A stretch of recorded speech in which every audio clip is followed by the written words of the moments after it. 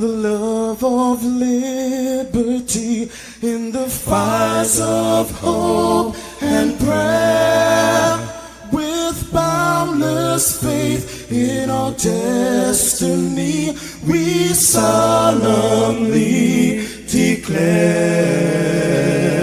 side by side we stand, islands of the blue Caribbean Sea, this our native land, we pledge our lives to thee.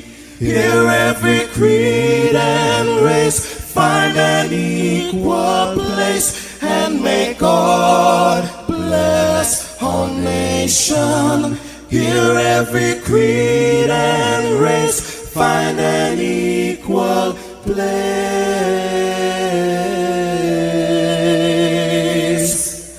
and may God bless our nation.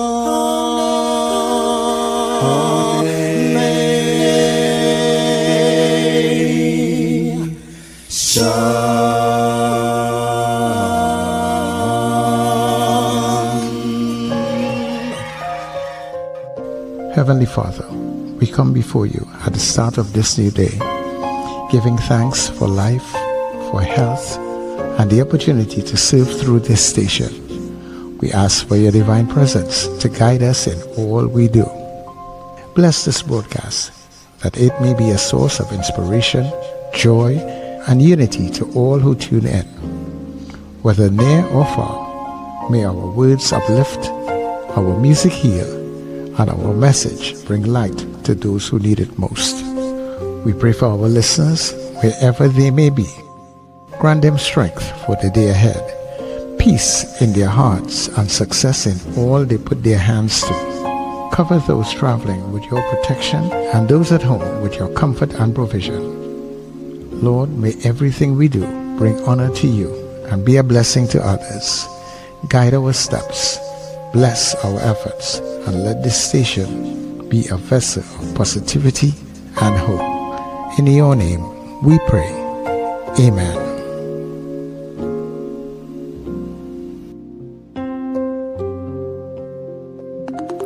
Your voice, your soundtrack, your station. New Era TT Radio. Net Radio.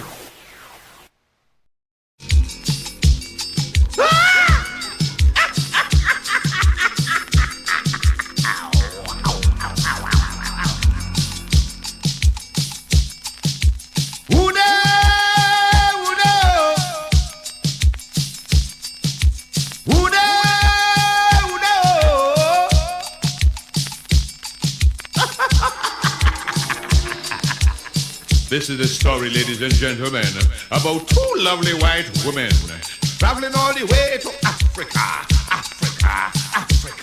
Found themselves deep in the heart of the Baluba in the Congo. In the hands of my big brother, Oomba. Had it been me, I would have taken them back to their husband. But brother was hungry.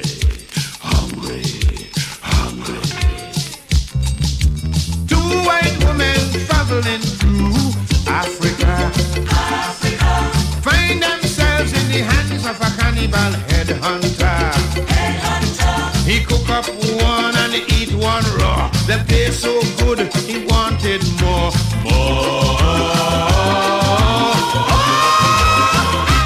Me want more. I envy the Congo man. I wish it was me, I want to shake his hand. He eat until his stomach upset, and I never eat a white meat yet.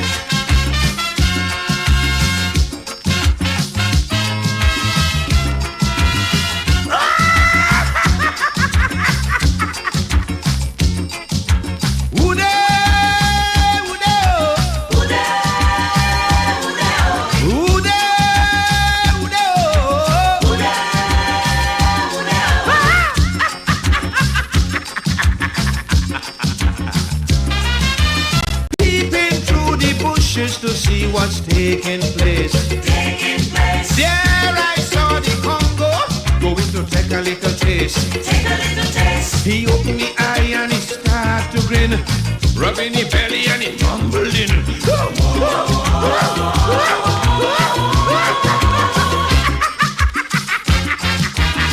I envy the Congo man. I wish it was me. I want to shake his hand. He eat until his stomach upset. What about you, Rico? Yeah, you lie. Wake up, rise up. It's the Net Radio Breakfast Show, bringing you the energy, music, and vibes to start your day right. Energy and vibes to start your day right. Yeah, that is what we bring to you each and every day. I wish I could sound like the Congo man right now. Good morning, Trinidad. Good morning to Tobago, neighbors and friends in the Caribbean, people who are streaming all around the globe, which includes our friends and family also. Thank you so much for being here. And if you're wondering where here is, this is New Era TT Radio, the heartbeat of the Caribbean, as we continue to take you above and beyond. What a beautiful midweek Wednesday morning it is, giving God thanks and praises for life and bringing us together for another day. All that we do there, God, let it be a blessing on to you. People of yours truly, Sir Charles, and happy am I to be here with you. And of course, we want to take some time out, and remind you where you are, because this is your Get Up and Go. We welcome everybody to the Breakfast Show.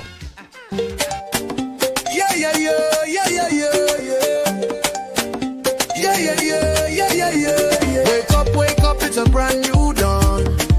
The Breakfast Show got the vibes turned on. From Maracas Bay to the Savannah line, let's start the day in Caribbean prime. Oh, good vibes rolling through the air. The Breakfast Show, energy everywhere. We talk, we laugh, we make you think. Grab your doubles or your morning drink.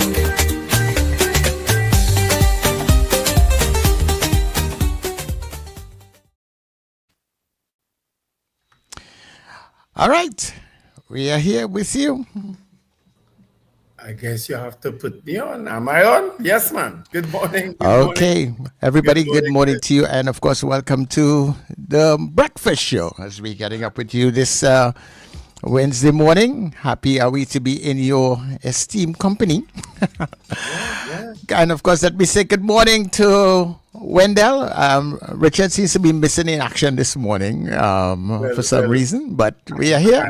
I know a lot of people worry because a story break. Oh, look at him.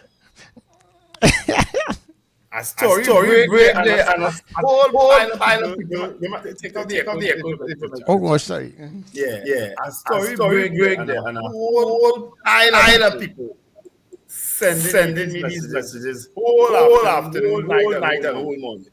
And I say back to Richard, I ain't hearing from him. He ain't joined the chat. I know. Good morning. And I was trying to see why that echo stayed on so long, which Bandel. Okay, but it gone now. Yeah, now. No, Richard, I'm so relieved to see you. Everything okay? Yeah, right. Are you okay? You ain't see the story? That break? What story? What story? You get it from nobody? Man, I get it from about a dozen people already for the morning. Is that the attorney story? Yes. Oh, okay. And I say, but Richard, last time I checked, Richard is an attorney, and he's a prominent one. And he must know people. And he know people. So I started getting worried. God be with you. But look, listen. Can we get the background, Ben? Richard, anyway, good morning, Richard. Good morning, Sir Charles. Good morning, Trinidad and Tobago. And good morning, listeners and viewers all over the globe. You see what, you know why I dressed so today? I had to interact with the same institution that Martin George had to interact with this morning. The court. Anyway, that's the story that broke people. just in case you all didn't know, you're living under a rock. You know, it's not a nice thing. You know, it's not a pleasant thing to have to interact with the security services in Trinidad and Tobago, in particular, and the courts in Trinidad and Tobago. It's not a nice thing. So, you know, I wish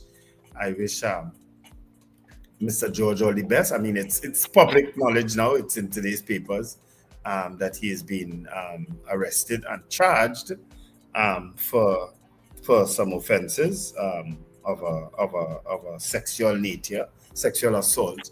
You know, I mean, Martin George is someone we have interviewed on many occasions over the years. You know what I mean? So our prayers are with him in terms of the support, because you never know people have to deal with these stresses of life. You know what I mean? So, you know, and we wish him and even the alleged victim all the best. Can't forget the victims. Yeah. Yeah. All the best in terms of seeing this through, because this is not going to end now. Trust me. You know what I mean? As I Nothing said. ends now in this country. Nothing. And that brings me to something that we have to talk about at some point in time this morning, about this proposal with the Chancellor of the Judiciary. You know, we didn't deal with it yesterday, but maybe we should even raise it and poll it today. You know, if they would support such a move, you know. But Richard, you take over now. You the boss. Me, what? You said Chancellor of the Judiciary, and I'm not so sure what you're talking about. Was that something from the Monday night forum? Yes. You didn't see that story? No, I didn't see it. You don't know about that? It says, if government truly intends to introduce a chancellor into the local judicial framework, then there must be clarity on exactly what the chancellor's role would be. So said a High Court judge. He says, furthermore, legal experts are stressing the critical need for public consultation on this proposed move. But what is the chancellor supposed to do? What is the chancellor supposed to do? Well, that's it. They don't know. Oversee the Chief Justice. Because anytime you're pointing anything to the judiciary, or you venturing into that, the whole separation of powers issue arises. Yep. Because you don't like the executive meddling too much with the judicial arm. Yes. And if you are, what is the purpose and what is the intent? Yes. Because the independence of the judicial arm is crucial for that separation of powers between the executive arm and the judicial arm. Totally, I totally agree. I mean, and you would have more knowledge about these things than us. You know what I mean? In terms of you spent all your life in the judicial system. Well, it's not even just about the fact that I've been in the belly of the beast. The fact is that any child studying democracy in any level of forms, even in primary school, that issue of separation of powers is one of the foundations of democracies. Yeah. And so any attempt to cross those lines, and I'm using the word cross those lines liberally, without knowing the specifics of what the intent of a chancellor is something that you have to be cautious about. Yes. So I am sure that issue of the separation of powers is an important thing. Yeah, I was watching. Yeah, because you don't want the judiciary to counter out to the executive or to the legislative arm.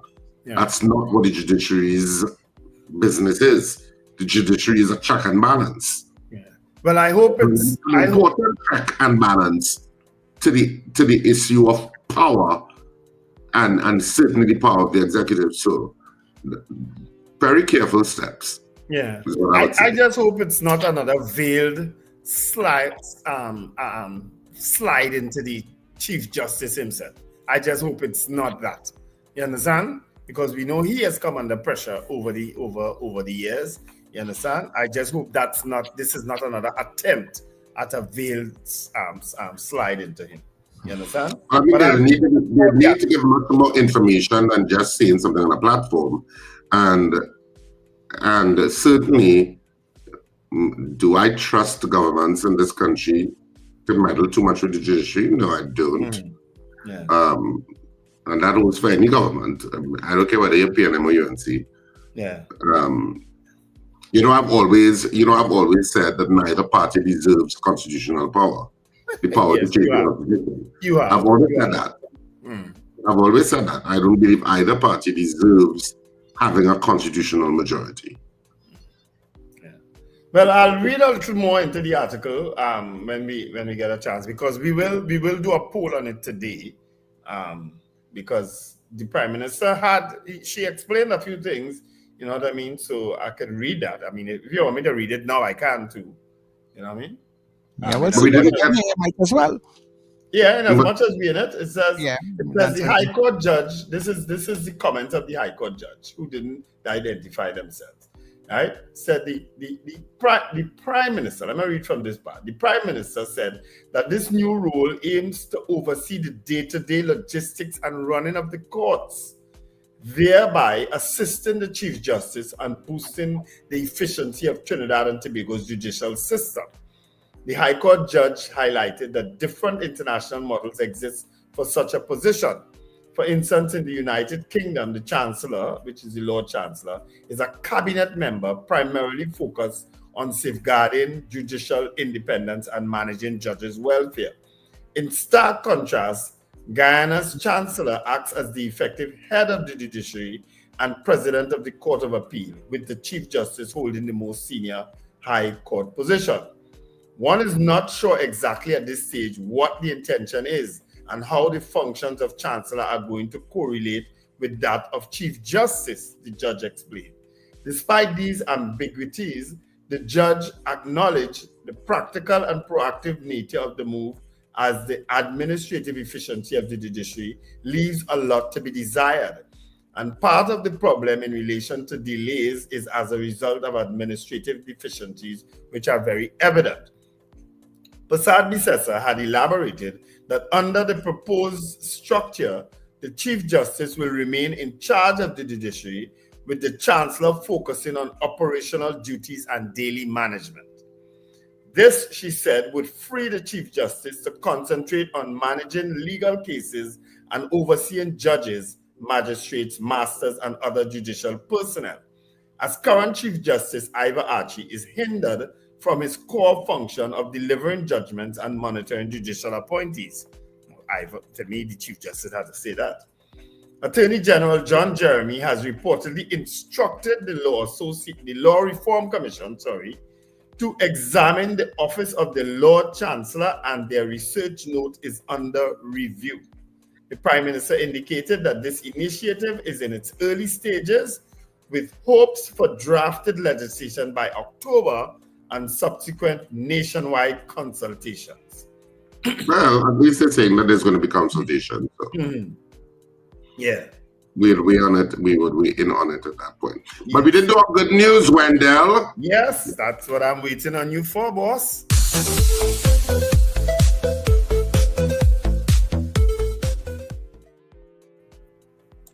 We all live with many questions in our hearts.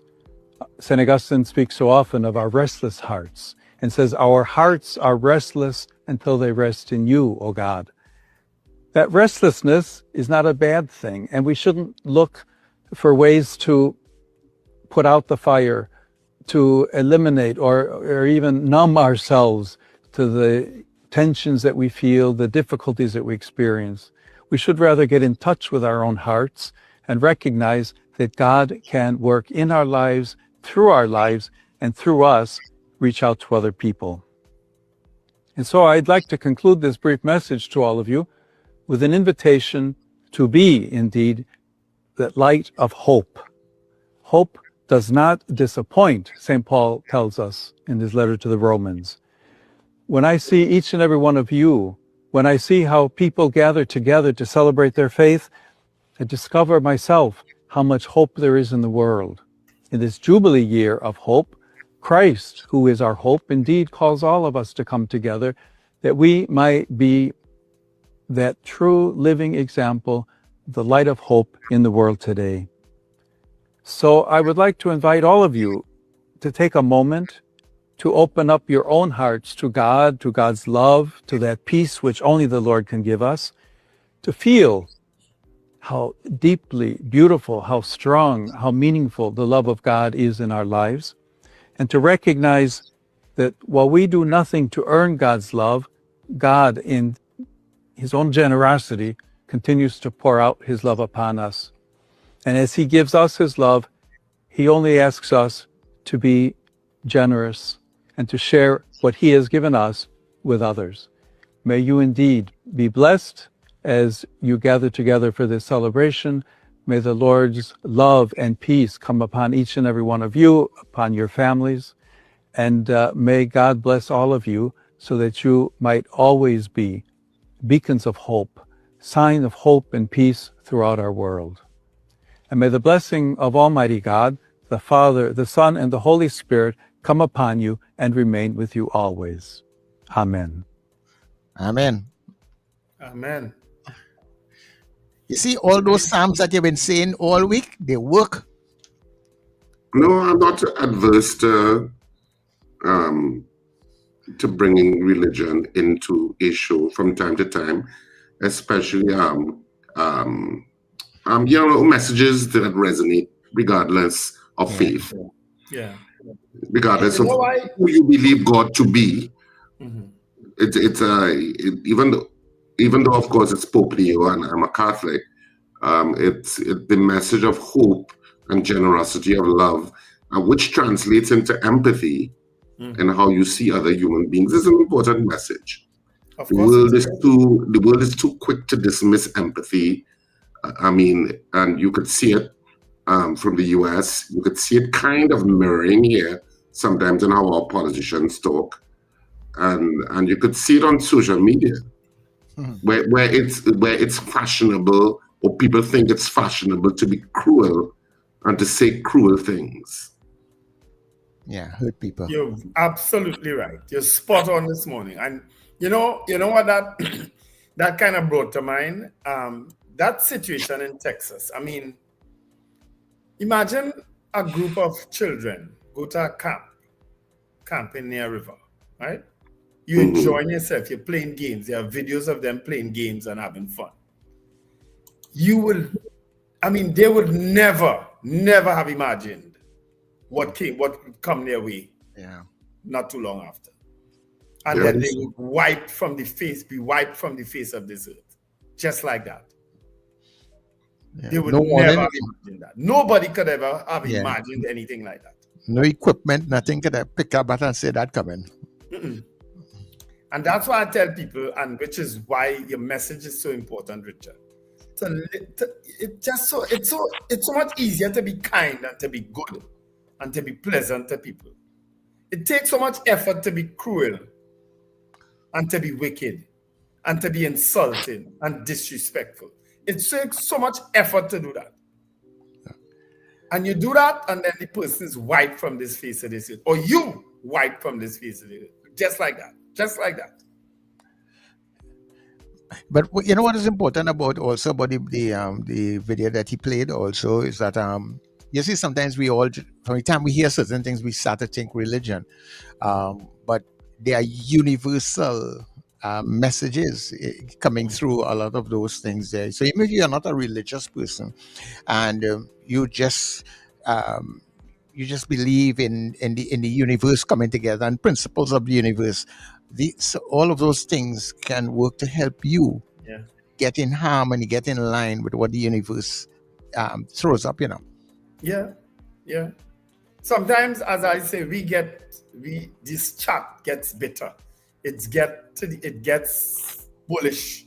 When I say bullish, and people try to, how I should put it, impose their belief system or whatever they think, even if it's the political system on you. Yeah, that is wrong. And I'm saying, but what is going on? You don't have to agree with everything we say. You don't have to agree with everything somebody else say. But come on, be respectful. Maybe I'll read some of those messages that I'm speaking about after. Well, so you want to get the point at which we greet people on the stream anyway. So Okay, you didn't end your good news, so I was waiting on you. Oh, you want me to end it? Okay. Yeah. I thought we were just going straight into it, but you're right. Yeah. We should end with the good news and do it proper. Protocol demands. What's that?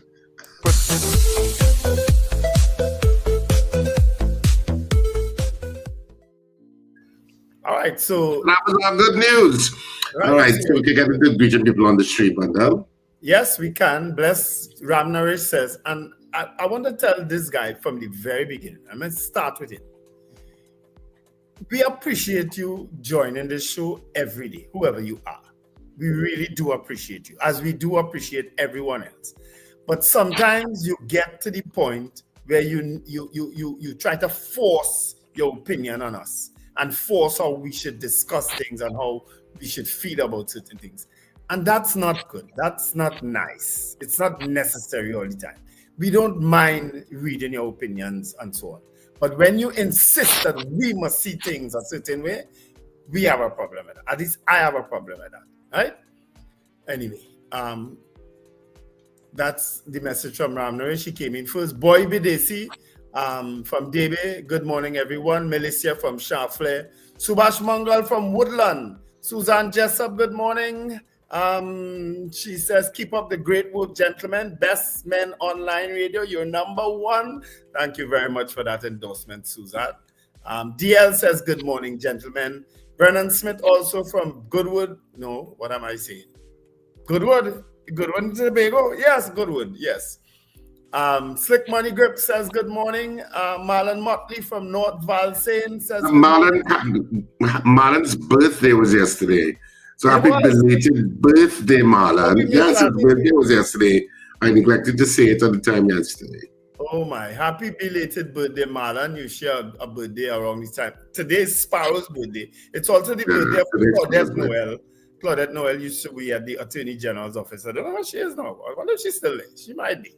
Anne Noel says, good morning from Oshawa in Ontario. Carol Guevara, happy hump day. Anne-Marie Watson is Maloney. It's hump day again. Where's all this woman on this humping thing this morning? Melchizedek says good morning. Wendy Ann James also says good morning. Garfield Hazel. Robert Taylor from Fernandina Beach. Alistair Hart from San Fernando. Gavin Frank from Powder Magazine. Barry Archer, that's a new name, says good morning. Nicola McNichols, good morning, everyone. Alistair Hart says happy birthday, Birdie. Sherwin and Juliet Kerr also says good morning to the breakfast team. Lambert Bruce from El Dorado also says good morning.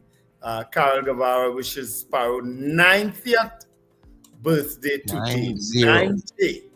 Wow. Good morning, guys. Happy birthday to the birdie. That's Wayne Ramsey. Ozzy Molino, happy birthday. Good morning, sorry. Brent Hackshaw, good morning, gentlemen. Annie Bunyan, morning, Annie. What's that hand signal there? That's a wave. Let's wave back at Annie. Andrew Joseph says good morning. Jossie Richardson, morning. CJ from New York, happy hump day. What's all the only woman saying hump day now? You notice? Good morning, CJ. Good morning, Annie. Patricia Defoe, Alistair Hart, Wendell, you have an echo. Yes, we fixed that. Thank you. Kazim Mohammed says, great day to all and good morning. Valerie Mendoza, Miss Dabadi. Carol, because I have to interact with the judicial system. That's why I dress up so. And in the office, cold, so I put it on one time. I normally would just have my jersey, but in my office, cold. Ken says, good morning, guys. Mrs. R says, good morning. Carol Guevara. Good morning, Mrs. R. Joyce Phillip. Odell Guy says, good morning. Odell Guy from Sangre Grande. Pearl Cordis from Brazil Village. Anthony Tinto from Ontario in Canada. Diane Payne. Lyndon, guys, once, oh boy. Lyndon behave herself.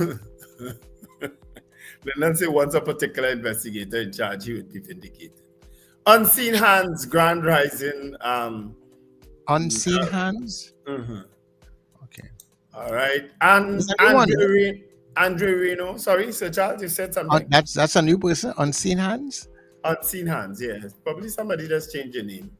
Michael Robinson from Yokohama, Japan. Jossie Richardson, that's a Trump strategy, okay.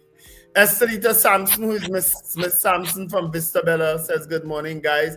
Thank you for giving me a reason to get up every morning. Love you all. Miss Sampson, you would not believe how nice a comment that is. Thank you very much. Thank you very much. Rena Buru Jennings says, good morning. Finbar Collins says, okay, dictatorship. All right, we're going to talk about that a little later, as I said, and we're going to poll it this morning. There goes Ram Nourish again, trying to tell Richard what to say and how to feel, and how to comment, what to say. Sherma Paul, bless Wednesday, guys. Mogain, stop up. I reach Magic. Where you won? Huh? What's that? I say you're zooming down, man. So I try to keep pace with you. No, you could highlight the comments even after I talk them, because when I watch back at the program, it's important when I see the comments highlighted. Okay. Mogain says, top of the morning. Hill Bench, good morning, Wendell, Richard, and Sir Charles. Oliver Manwarin says, blessed morning, guys.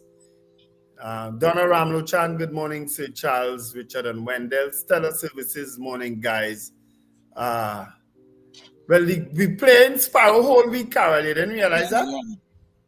Yeah. Sir Charles has been in the afternoon drive time. You're getting real Sparrow. Yeah. Alistair Hart, okay. All these people commented already. All these people commented already. Yeah, looking sharp because you know why. Magic says happy birthday to the birdie. Katie says good morning, guys. Locked on. Welcome back to our show, Katie. Beauty Culture, good morning, guys. Prabha Ramdial, good morning. Claire Lendo Rollins, Larry Charles, the best snow cone in Trinidad and Tobago, right round the savannah there by QRC. Go out and buy them out today, people. Julia Batiste, Margaret. Good morning, Chow. Julia. Hi, Miss Chow, thanks. Margarita Chow. No. Okay, I know I'm Margaret Chow. I don't know if it's the same person. Curtis Patrick, Unseen Hands, no Wendell. I've been listening since you guys won the other station. But I think this might be the first time you're sending a message to us. Yeah. Thanks for joining us. All right. It's years we waiting to hear your story, Wendell. You'll get just now. Don't worry. you might get it this week, self. Just a nice guy says, bonjour, new era TT. Jerry Vera, my very good friend. Jerry, are you back in the United States? I know he passed through Trinidad the other day. Greetings to the guys. It was nice meeting up over the weekend. Yes, he was here over the weekend. He's probably back in the US. All right. And Beauty Culture wishes Sparrow a happy birthday. So Charles, you have greetings? Yeah, man. So let me say good morning to Margaret Thomas, who was in very early this morning. Also to Kent. I think Kent is straddling both platforms. Terry Ann Peters, good morning to you. And the folks out there at Horatio Services, a very special good morning to you. Thanks for being with us on your era TT Radio. Oliver Manwarin, good morning to you. Archbishop Ashton Clark, Alistair Hart, Norris Ferguson, Mr. Beeps is also on, and Fia Lashley, Bonnier. Good morning to the folks out there in Bonnier. And let me just put a plug for all these Sparrow lovers, because we did part one of the show yesterday inside the afternoon drive with Tony Fraser, and we had the likes of Dr. Hollis Liverpool and Zeno Constant, who's a real collector of Sparrow music, and Rudy Utley. He was also part of that. That was part one, and they're doing a part two today at 4 o'clock this afternoon. Really look out for it. Come up and join the YouTube, share, like, and be with us on New Era TT Radio. We're working hard to make sure that we give all you good entertainment right through. Mm-hmm. Apollonas, good morning. And Hazel Will says we have over 200 persons watching. Please like and subscribe. It helps the channel. Good morning, everyone. Thank you very much for that. That reminder, Hazel Bill. All right. Yeah, and Zena is inside early also. Good morning, Zena. Hey, she up? Yeah. She'll be up, you know. She'll up. Just be looking for something to quarrel with, or somebody to quarrel with. You on your own. You on your own. Say something wrong and you're going to hear something.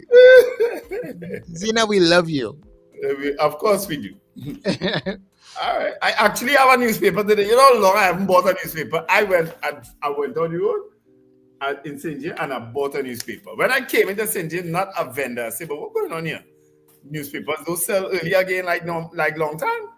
There's some And things. I had to go back out the road almost just before 6 to go there just to get the papers, you know. So I can do the express if you're ready for headlines, sir.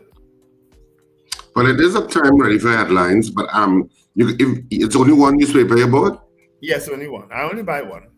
And you know we do newspapers every morning, so you couldn't say, well, you know, let me buy 3 so I could do the newspapers. I had $5, brother. That never entered your brain. The papers cost is $4. I gave the vendor even the whole $11 for all 3. Okay, well I had $5. I just tell you that.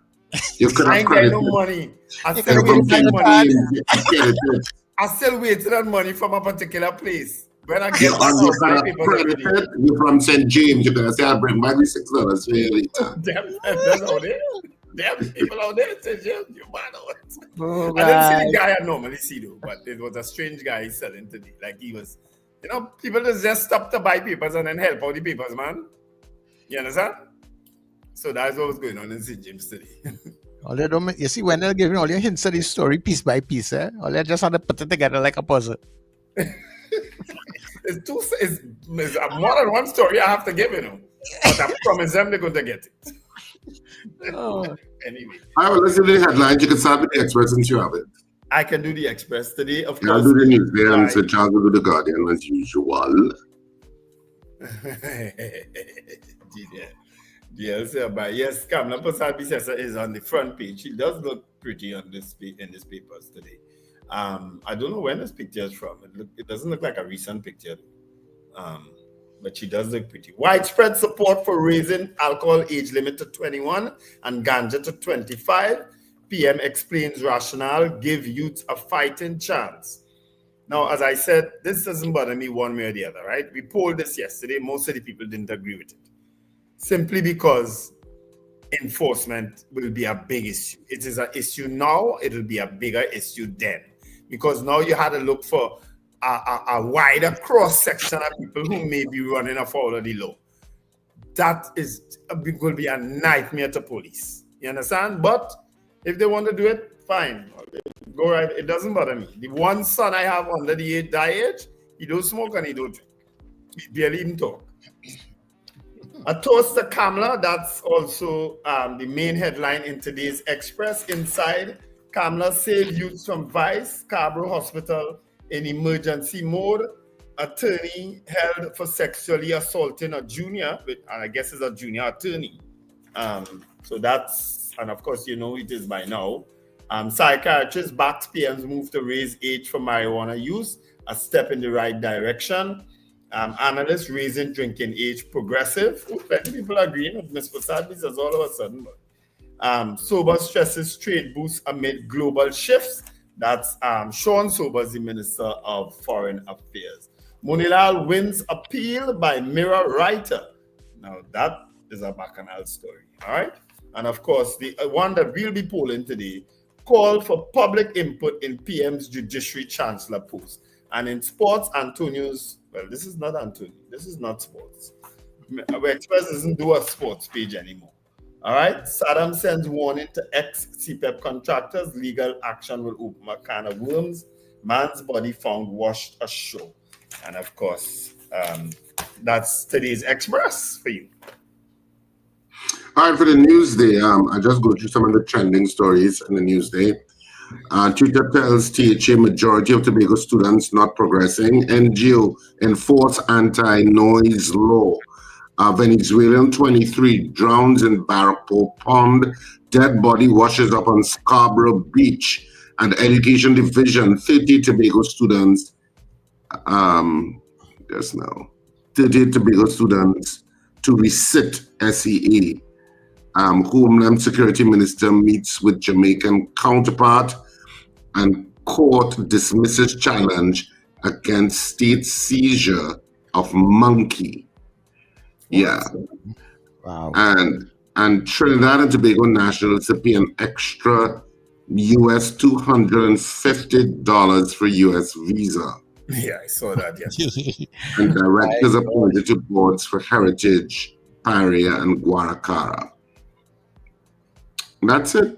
For some They of the appointed headlines, directors to those boards. Is that what you said there, son? directors appointed, yeah. Okay, good. Very good. All right. I can't call yet, so I'm waiting. And Loop News closed as Sportsmax closed on August 8th. So Loop News and Sportsmax are closing on August 8th. And I know a lot of people use Loop News, and a lot of people watch Sportsmax for sure. Yeah, especially for Caribbean. A lot of people watch Sportsmax, but apparently I think they're both controlled by Digicel, and they're being closed for whatever reasons. So, okay. So, All right, Charles, so in the Guardian today, body found on Scarborough coastline. That's the main headline. Lack of funding hampering UN humanitarian work in Haiti. That's a lot of things happening in that area. Thief steals 3,000 pounds of tomatoes in Los Iros. Everybody always should read that story. It's incredible that the man saw the thief, called the police. The thief van gets stuck in mud. The thief went and get the next van, pull out the van, and the police never come. And the police tell the man to the road. Hey, only in Trinidad. joking, right? Only in Trinidad. Well, let me read that story. Munilal wins the So when the tomatoes, The thief went with the tomatoes. And they say it had government officials were visiting the area on the other side, and the thief was thieving in the back. So imagine with all of that. oh God. The thief went and got the next We time. don't mean to laugh. We don't mean to laugh at the farmer, but oh gosh, farmers just go through hell, you know. But the thief went and get a van to pull the next van out, you know, and the man called the police. He said, go and block the road. The police tell him, no block it. 3,000 pounds of tomatoes. You know what's that? in Los Iros. Yeah. I know. Commissioner Guevara need to investigate what go on there. Police charge Mayor Roman with murder of Candice Lemesey and man injured in Bethel shooting. Some of the stories, but I'm going to read the tomato story. You won't believe it. But I filmed Morning to Carl Hoypong. He used to listen to us, I know, on the other show. I don't know if he's listening here. But he actually filmed the thief who a man raid his mango trees. Apparently, Carl have an estate up in Princestown. It's Matilda Road, I think Carl is somewhere there. Anyway, and he have a lot of starch mango trees. And he filmed the man who thief all the starch mangoes. And the man saying, well, yeah, take some mangoes. But Carl says like about 300 mangoes, and the man selling the mangoes at $1.50 for one. And the man was unapologetic. You know, people had a problem with Carl filming that. I said, but and how would the man making an honest living? I said, oh yeah, the man could be making an honest living with something he steal. Yeah. That can't be an honest living. Trinidadians real funny, you know. If they're funny, yeah, they have a problem with Carl highlighting that. I said, but what the hell is it? They're endorsing the thief. Crazy, yes. Anyway. Yes, Una, I got good looking this morning. I'm wearing a blazer. Anyway. Oh, no. We need to read the story, Sir Charles. Let me give a little snippet of that tomato story. No, I love tomatoes. Right? And put your spin on it. Go ahead. I love tomatoes. I'm telling you from now, I love tomatoes. I do. So, I like cucumbers. No, I love tomatoes.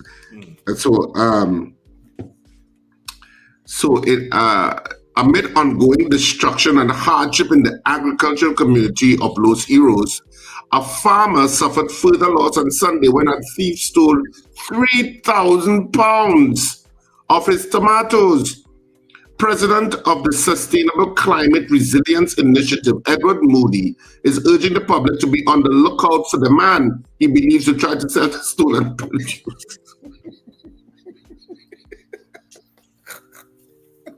That's not there.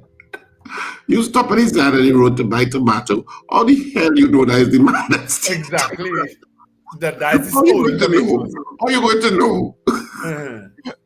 Anyway, Moody, who has been assisting farmers since a massive land movement destroyed the road leading to other farmlands nearly 2 weeks ago, said that theft took place during a visit by government ministers, the Environmental Management Authority, and other officials. He took to Facebook to highlight the incident and inform the public. While the meeting in Tiwarie progressed, oh yes, oh my God, look at that, nice. Oh my God, what is going on with the land here? So they're giving me necessary commentary. So while that was in progress, an old silver Frontier van with 2 occupants accessed the farmer's garden from a back entrance by crossing a dilapidated bridge. The men loaded crocus bags filled with tomatoes into the van. Hurry up, they're in the front. Yeah. Them people and ministers like to talk. Yeah, they go busy calling everybody to death. We have the time. Let me go. When the farmer discovered the theft, later that day, he contacted the police.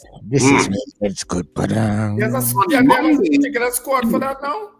On Monday, he was informed that the perpetrators had become stuck in the mud near the same bridge, the dilapidated bridge. The farmer again contacted the police and told them he was blocking the road to prevent the perpetrators from leaving. However, police instructed him, "No, don't do that. And the man complied. The officers never responded. He get all bad at a tomato. Let the people eat. We're going down inside them here like those who don't so much land. If that the bridge and all that mud, we're going down to your van because I had to wash that van. They didn't stay there, we eat tomatoes." The police never come. Nice. Okay? About half an hour later, another van arrived. half an hour. The vehicle still filled with tomatoes. Oh, they expect me to pull all the out all the waiting on the van with all them tomatoes. Get rid of them. Where we get them tomatoes? They sell them tomatoes in the back there. Boy, we got a deal. Yeah, we got a deal. Don't mind that. Just pull we out. The farmer confronted the men as he was leaving, but was verbally abused and threatened. You hear that, man? We buy the tomato from you. You lie. We never thief nothing. Get out the way. Move your so-and-so. I can't use the abusive language. Move your so-and-so on. When he was using the radio. Mop, get the mop away from me. Mop out the Moody said the stolen tomatoes were ripe and half ripe, and they would likely be offered for sale. Thank you, Mr. Moody, for carrying that up. Anybody seeing this man coming up to sell these tomatoes, please call the police. Again? The same police? Which police? The same police is going to come.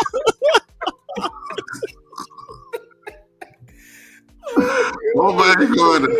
I must have no right to be stuff right in the weather when it goes on. And Moody said the police could have intercepted the perpetrator if they had responded promptly. While he did not blame the officers, he added, "I am hoping that in due time, after the budget, there is financing for police stations to be able to get." Richard did now get new cars in the Prairie last in his squad. They now get brand new cars. I don't. The police must decide, look, we ain't carrying new car up in that bad road. No? The police say, we're going nowhere. It's just tomatoes. Because there's ratings in the mind. And that's important. So the man say, I'm blocking the road. Them thief and them can't get away. Only come quick. Hey, don't do that, boy. Your life more important than tomato. Tomato will grow again, It's something so they probably tell him, You tell the man it's against the law to block the road. And hard it is to harvest a crop, any crop. Far less tomatoes. You know how hard it is. You ever try to grow tomatoes in your yard? You ever try? Because tomatoes are almost like a vine, so it'll be falling down. You have to put sticks to prop them up, and you have to make sure that no insect can come and interfere. You know how hard it is? Yeah. Plenty things wrong with that story. Oh my God. Of course, the thieves were absolutely wrong, but that the police did not respond and get back the man tomatoes. That man was so upset with his system, man. Richard, you know how much So money upset going with down the his drain system. there for that man? You know how much And money going down the man drain? confront them and they cuss with the man. Yeah. But the worst part about it is that the police could have You come have and to him find and those them tattoos. had nowhere to go. Yeah, Police that's never- crazy. I hope they get to the bottom of that. I hope that those officers are disciplined. That's ridiculous. Yeah. That's ridiculous. Anyhow, let's see if we can take a couple calls. We're running out of time. Yeah. Wendell, write the We poll. have about 5 minutes. We have about 5 minutes. We can take a lot. We can take about 50 calls in that time. All right, okay. Let's see if we can get 50 calls quickly. Yeah? Yeah.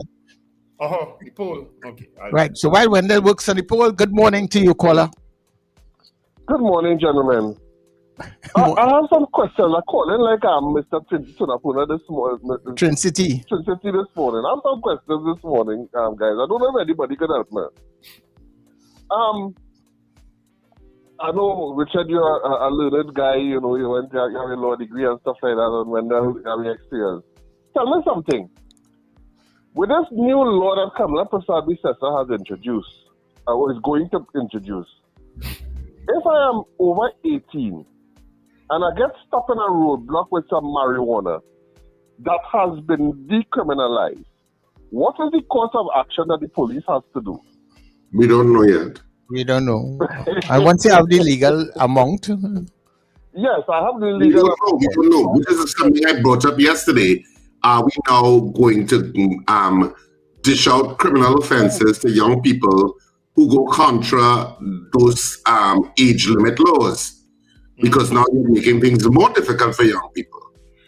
Correct. But Once people are adults, they like to feel that they're serious, you know, and that's my problem. With human beings are something else, you know. 18 is the age of adulthood, and that's what it is. All of a sudden, they have psychiatrists and all people weighing in, oh no, you're not good until you're 25, or you're not good until you're 21, you shouldn't do this until you're 22, and we're 22. But then raise the bloody age from 18. Yeah. Gentlemen, let me explain something to you. Two things I want to express. One, in my community, I live in enterprise. You see, that Kamala Prasad Bissessa said they're making no sense because the youths in my area smoking from 13. So that legal age limit and whatnot, they're making no sense to the people in my community. Them smoking from say 12, 13, 15 years, them smoking the weed. That's one. The other thing is I want to understand, I'm trying to process, is you could tell me, I'm going to go to the extreme, something I am personally involved with.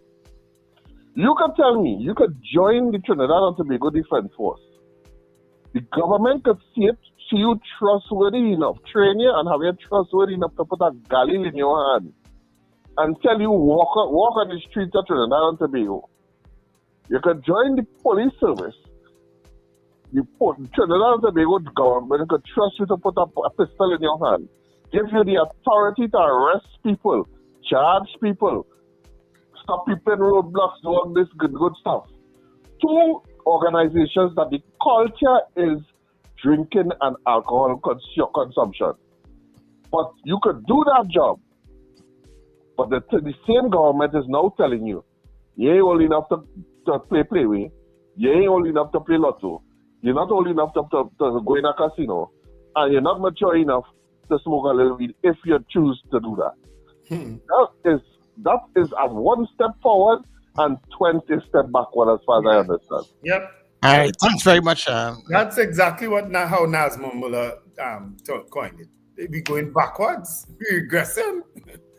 Police, what you need to police now and deal with issues and so on. But I mean, anyway, as I say, it ain't bother me. It ain't matter to me one way or the other. But no, sometimes we have to look past your personal situation. It may not directly affect you, but people around you, you never know how it may No, affect. but Sir Charles, we were a champion. We championed the cause of decriminalizing marijuana, you know. We never smoke. We don't intend to smoke. But we champion that cause because it affects I walk in front of Parliament with a small group. I never smoke a cigarette in my life. Yeah. Far less marijuana. But why? Because there was too much abuse of the system. Yep. And there's too much abuse by police officers of citizens for a little marijuana that they're holding up in the court so that the magistrate have to say, officer, what is that? That was the ridiculousness in court, you know. Yes, They were yes. not my man, so you know. Yes, yes. I kid you not. All right, hold right there. Caller, good morning to you.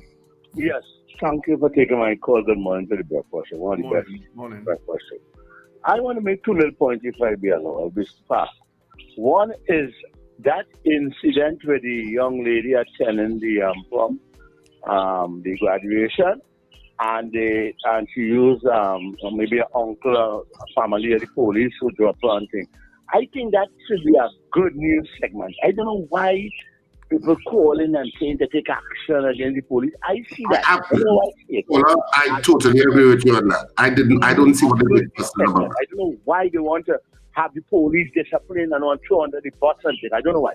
My second point is I am reading with disgust and with disappointment so many police and soldiers who apparently in the Grande area this occur are acting as bouncers, in front of the door, are getting involved with plenty confrontation, where they have pull gun and all kind of stuff. And we see a young lady in a program yesterday evening complaining how she was brutalized. I want, as a former member of the Defense Force, call the commanding officer this morning, I know he listened to this program, to take action, and also the commissioner of police, take action against those members of the protective services who are moonlighting in most instances and have firearm on them and pulling it on the citizens. I am not saying law and order must not be upheld, but I find excessive force is being used in front of these places, these entertainment hubs and things. Too often you hear about this thing, and these people are working, moonlighting in most instances. I am disturbed as a former member of the Trinidad and Tobago Defense Force and hearing and seeing what is happening. Thank you very much for giving me this opportunity to vent this feeling. Have a good day. Thank you very much, Mr. Billy. We have to go into a poll, but Richard, read the last message on the chat. Well, it's now the second to last. Decline, yes. Anyway, let's do a poll. Let's do our poll. Our poll. Put up the poll now.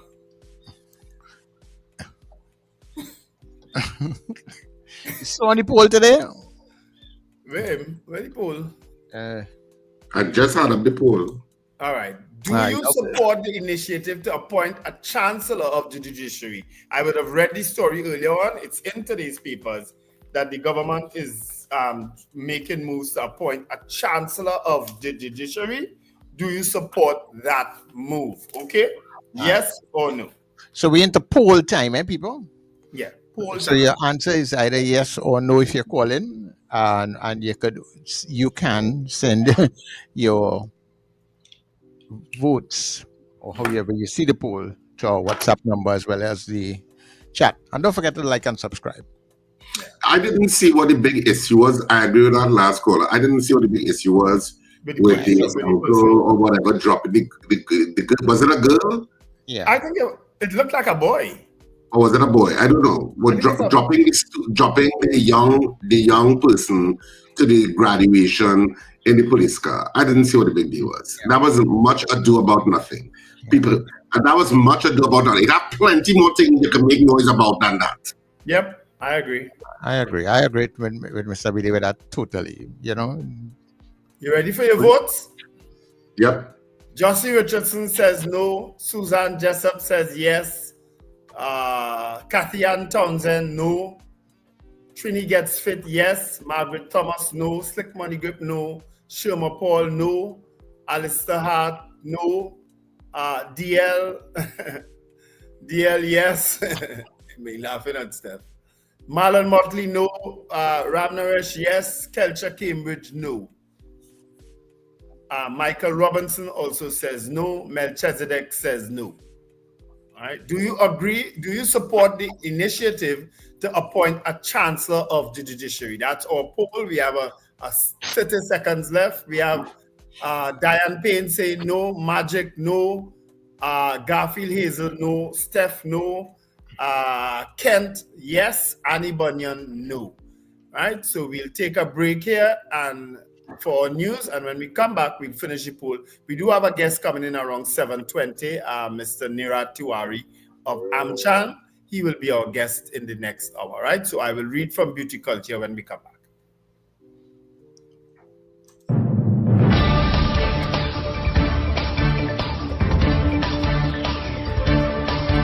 The news you need, the clarity you deserve. Local, regional, global. This is Net Radio News Now. This is your news update for Wednesday, July 9th, 2025. I am Amanda Mitchell with New Era TT Radio and M&E TV. Tobago House of Assembly Chief Secretary Farley Augustine has been ordered by the High Court to file his overdue 2023 Integrity Declaration within 30 days. Justice Frank Sipasad issued the order after Augustine failed to declare his income, assets and liabilities over $10,000 by the May 31st, 2023 deadline. The Integrity Commission had repeatedly published public notices throughout last year and early this year, but Augustine remained non-compliant, prompting the Commission to seek court intervention. As part of the ruling, Augustine must pay $1,500 in legal costs and has 7 days to challenge the order. Failure to comply may result in a fine of up to $150,000. Augustine could not be reached for comment. Energy Minister Dr. Rudal Munilal has won a major legal victory as the Court of Appeal upheld a ruling that columnist Juliet Davey and the now defunct T&T Mirror defamed him in 2016. The court ordered Davey to pay Munilal $475,000 in damages, $69,000 in legal costs, and an additional $46,000 for appeal-related costs. The lawsuit stemmed from articles where Davey cited an unverified online list claiming Munilal had a net worth of $2.58 billion, allegedly making him the fourth richest person in Trinidad. Both the High Court and Appeal Court ruled that the articles suggested Munilal gained wealth through corruption without evidence. The Appeal Court emphasized that freedom of speech does not absolve journalists of their duty to verify facts. Davey can still appeal to the Privy Council. The Chronic Disease Assistance Program is set for major upgrades, with new medications and reduced costs for pharmacies, according to Health Minister Dr. Lakram Bodo. Speaking at a UNC forum, Bodo said Cabinet is reviewing recommendations to improve the free drug program, including cutting the $68,000 software cost currently required for pharmacies to join CDAP. He announced plans to restart operations at the Cuba Children's Hospital and upgrade San Fernando General Hospital. Bodo also confirmed a new deal with India to adopt its pharmacopoeia, paving the way for cheaper, high-quality generic drugs. The agreement includes 20 dialysis chairs and 2 sea ambulances to improve rural healthcare. A 26-year-old soldier was among 3 men arrested after police seized illegal firearms and ammunition during anti-crime operations in Arima and Tobago on Monday. The joint exercise, led by ACP Collis Hazel, ran from 6:45 p.m. Monday to 3 a.m. yesterday in the Northern Division. Officers intercepted 2 vehicles on Tampuna Road, discovering a submachine gun with 22 rounds and a pistol with 11 rounds. 3 suspects, aged 25 to 27, were arrested. In a separate Tobago operation, police recovered another firearm during an exercise between 11 a.m. and 1 p.m. on Monday. You are listening to News on New Era TT Radio. In regional news, the United Nations says a deepening humanitarian crisis in Haiti is being worsened by severe funding shortages, with over 6 million people needing aid and more than 1.3 million internally displaced. UN spokesperson Stefan Dujarric revealed that over 16,000 people were recently displaced in Haiti's Center Department due to gang violence, with most staying with host families while others end up in makeshift camps. From January to March, the UN provided emergency food to 720,000 people, shelter kits to 25,000, and safe drinking water to 170,000. However, Haiti's appeal for $908 million is the UN's least funded, with less than $75 million received so far. In international news, Israeli Defense Minister Israel Katz has proposed relocating all 2.1 million Palestinians in Gaza to a humanitarian city built on the ruins of Rafah. The plan would begin during a potential 60-day ceasefire and initially house 600,000 people after security screening. Critics, including Israeli human rights lawyer Michael Sfard, call it an operational plan for a crime against humanity and forced population transfer. The UN has warned such actions violate international law and could be considered ethnic cleansing. At the White House, Prime Minister Netanyahu voiced support for a US-led resettlement plan, with President Trump suggesting Palestinians could be permanently relocated elsewhere. Arab nations and the Palestinian Authority strongly oppose displacement, endorsing an Egyptian-led reconstruction plan to help Gazans remain in place. That concludes your news update for today. I'm Amanda Mitchell for New Era TT Radio and M&E TV. The Breakfast Show with Wendell, Richard, and Sir Charles continues right after this short break. That was news now. Stay informed with New Era TT Radio, Net Radio.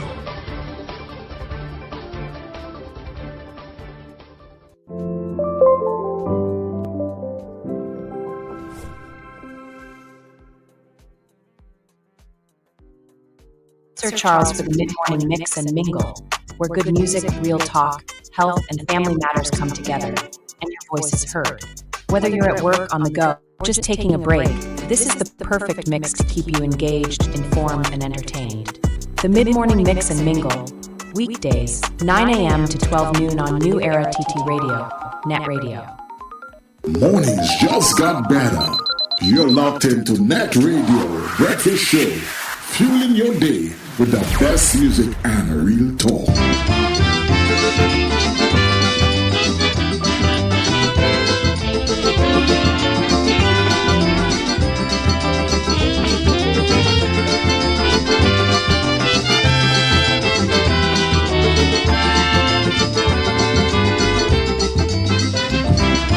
Parents of our nation have got an obligation, that's to take proper care of their child. Soon they will be men and women, soon you will be old and bent. Teach them the correct way, don't let it run wild. Children must learn from the time that they're young the difference between right and wrong. Not knowing better, they're bound to get burned. So make sure your children learn.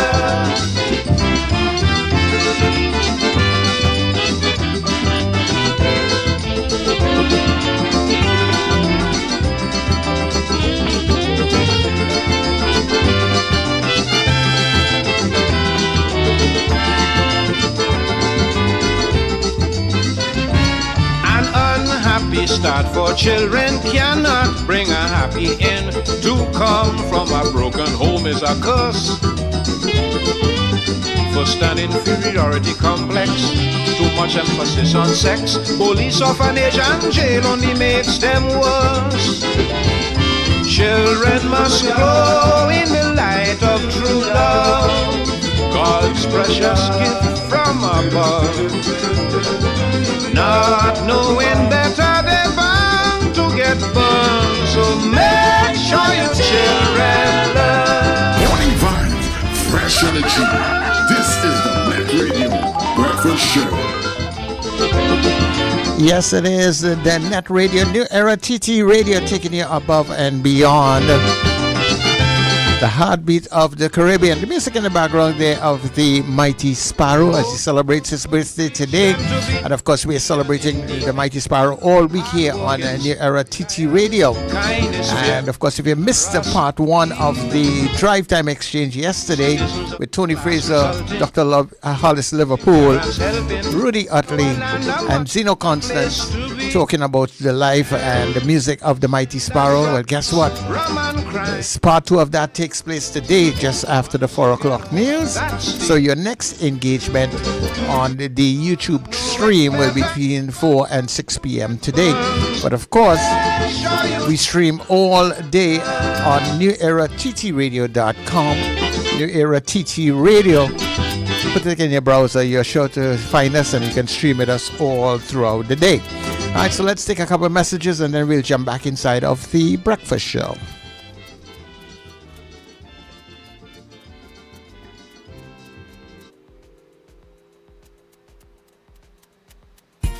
This summer, give your child skills of a lifetime with several boot camp. Children between the ages of 5 to 17, come enjoy Children Iron Chef Competition. Your child will learn to prepare healthy breakfast, lunch, dinner, CPR, first aid, and conflict management. With field trip, your child will be given free apron and certification upon completion. Call 492-7397 or 336-4935. Institute of Health and Fitness Company Limited, located at number 79 St. Vincent Street, Junapuna.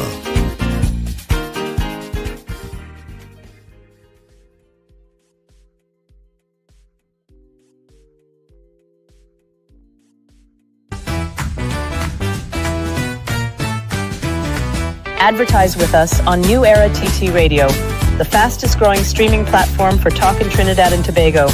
Audio and video ads welcome. Elevate your brand with us. Connect with us at newerattradio@yahoo.com or call us at 299-5156. Now what are you waiting for?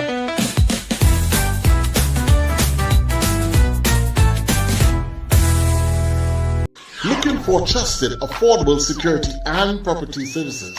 Horatio Services has you covered across Trinidad and Tobago. We offer battle security, K9 patrols 24/7. Looking for trusted, affordable security and property services? Horatio Services has you covered across Trinidad and Tobago. We offer battle security, K9 patrols, 24/7 protection, and all sorts of private investigations, discreet, professional, and effective. But that's not all. We also provide construction. From building to renovation, we bring your vision to life. Landscaping, keep your outdoors looking sharp and inviting. Maintenance, repairs, upkeep, and everything in between. At Horatio Services, you get professionalism, reliability, and personal care. Whether it's safety or property support you need, visit us at Marino Street, Arima, or call 388-7070. Today, Horatio Services, protection, precision, peace of mind.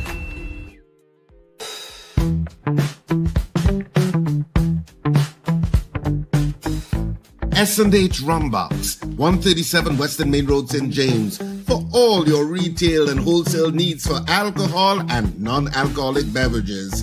Call us at 686-0599 or visit us at 137 Western Main Road, St. James. S&H Rumbox, drinking out of the box.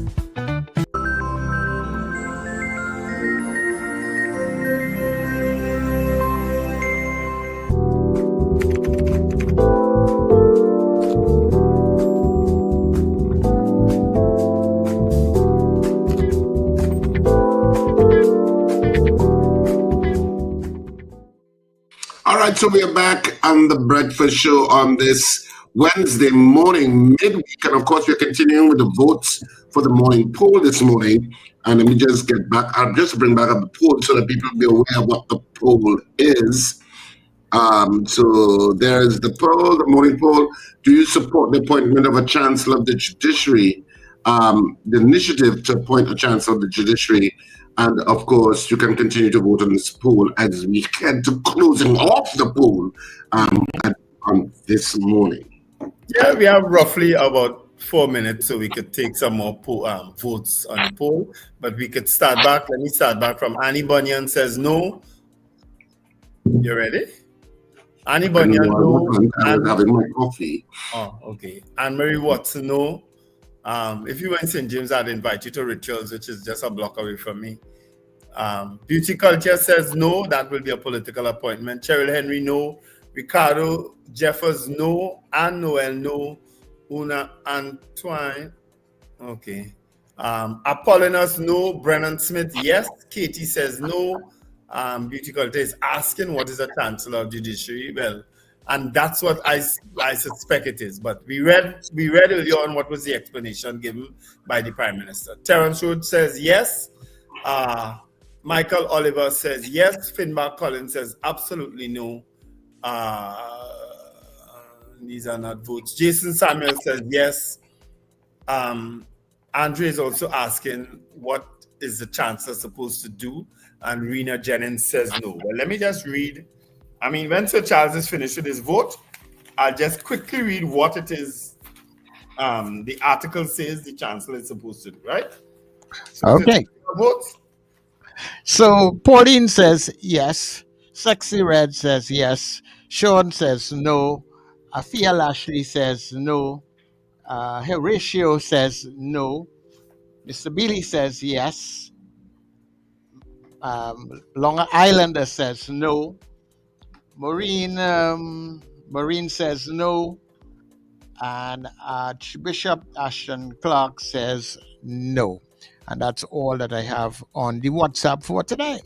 All right. So the Prime Minister said, and I quote, she had elaborated that under the proposed structure, the Chief Justice will remain in charge of the judiciary, with the Chancellor focusing on operational duties and daily management.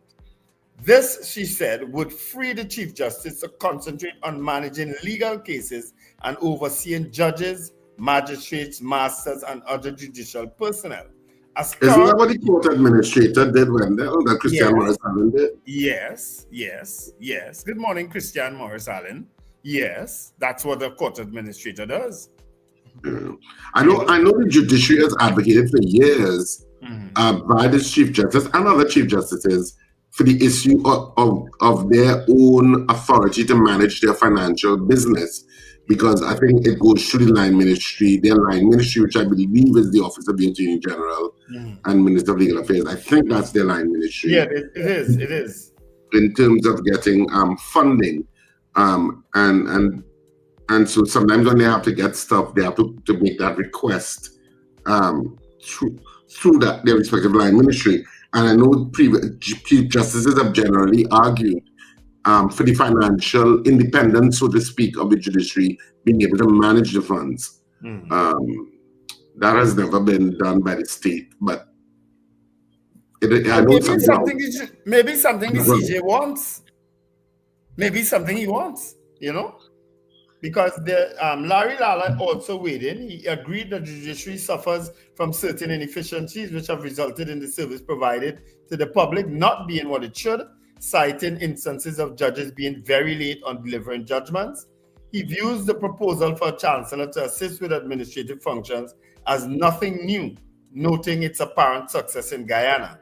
However, Lala emphasized the critical need for proper, thorough consultation with the judiciary so that there is no question of jeopardizing or threatening the independence of the judiciary. And I guess that will be most people's concern, that they may be attempting to oversee the Chief Justice. But if that's what he wants, well, let's see how it goes, Well, the Chief Justice should weigh in. Yeah, on the discussion. I mean, it's early days yet. So is it a plus? Is it a negative? We need to know.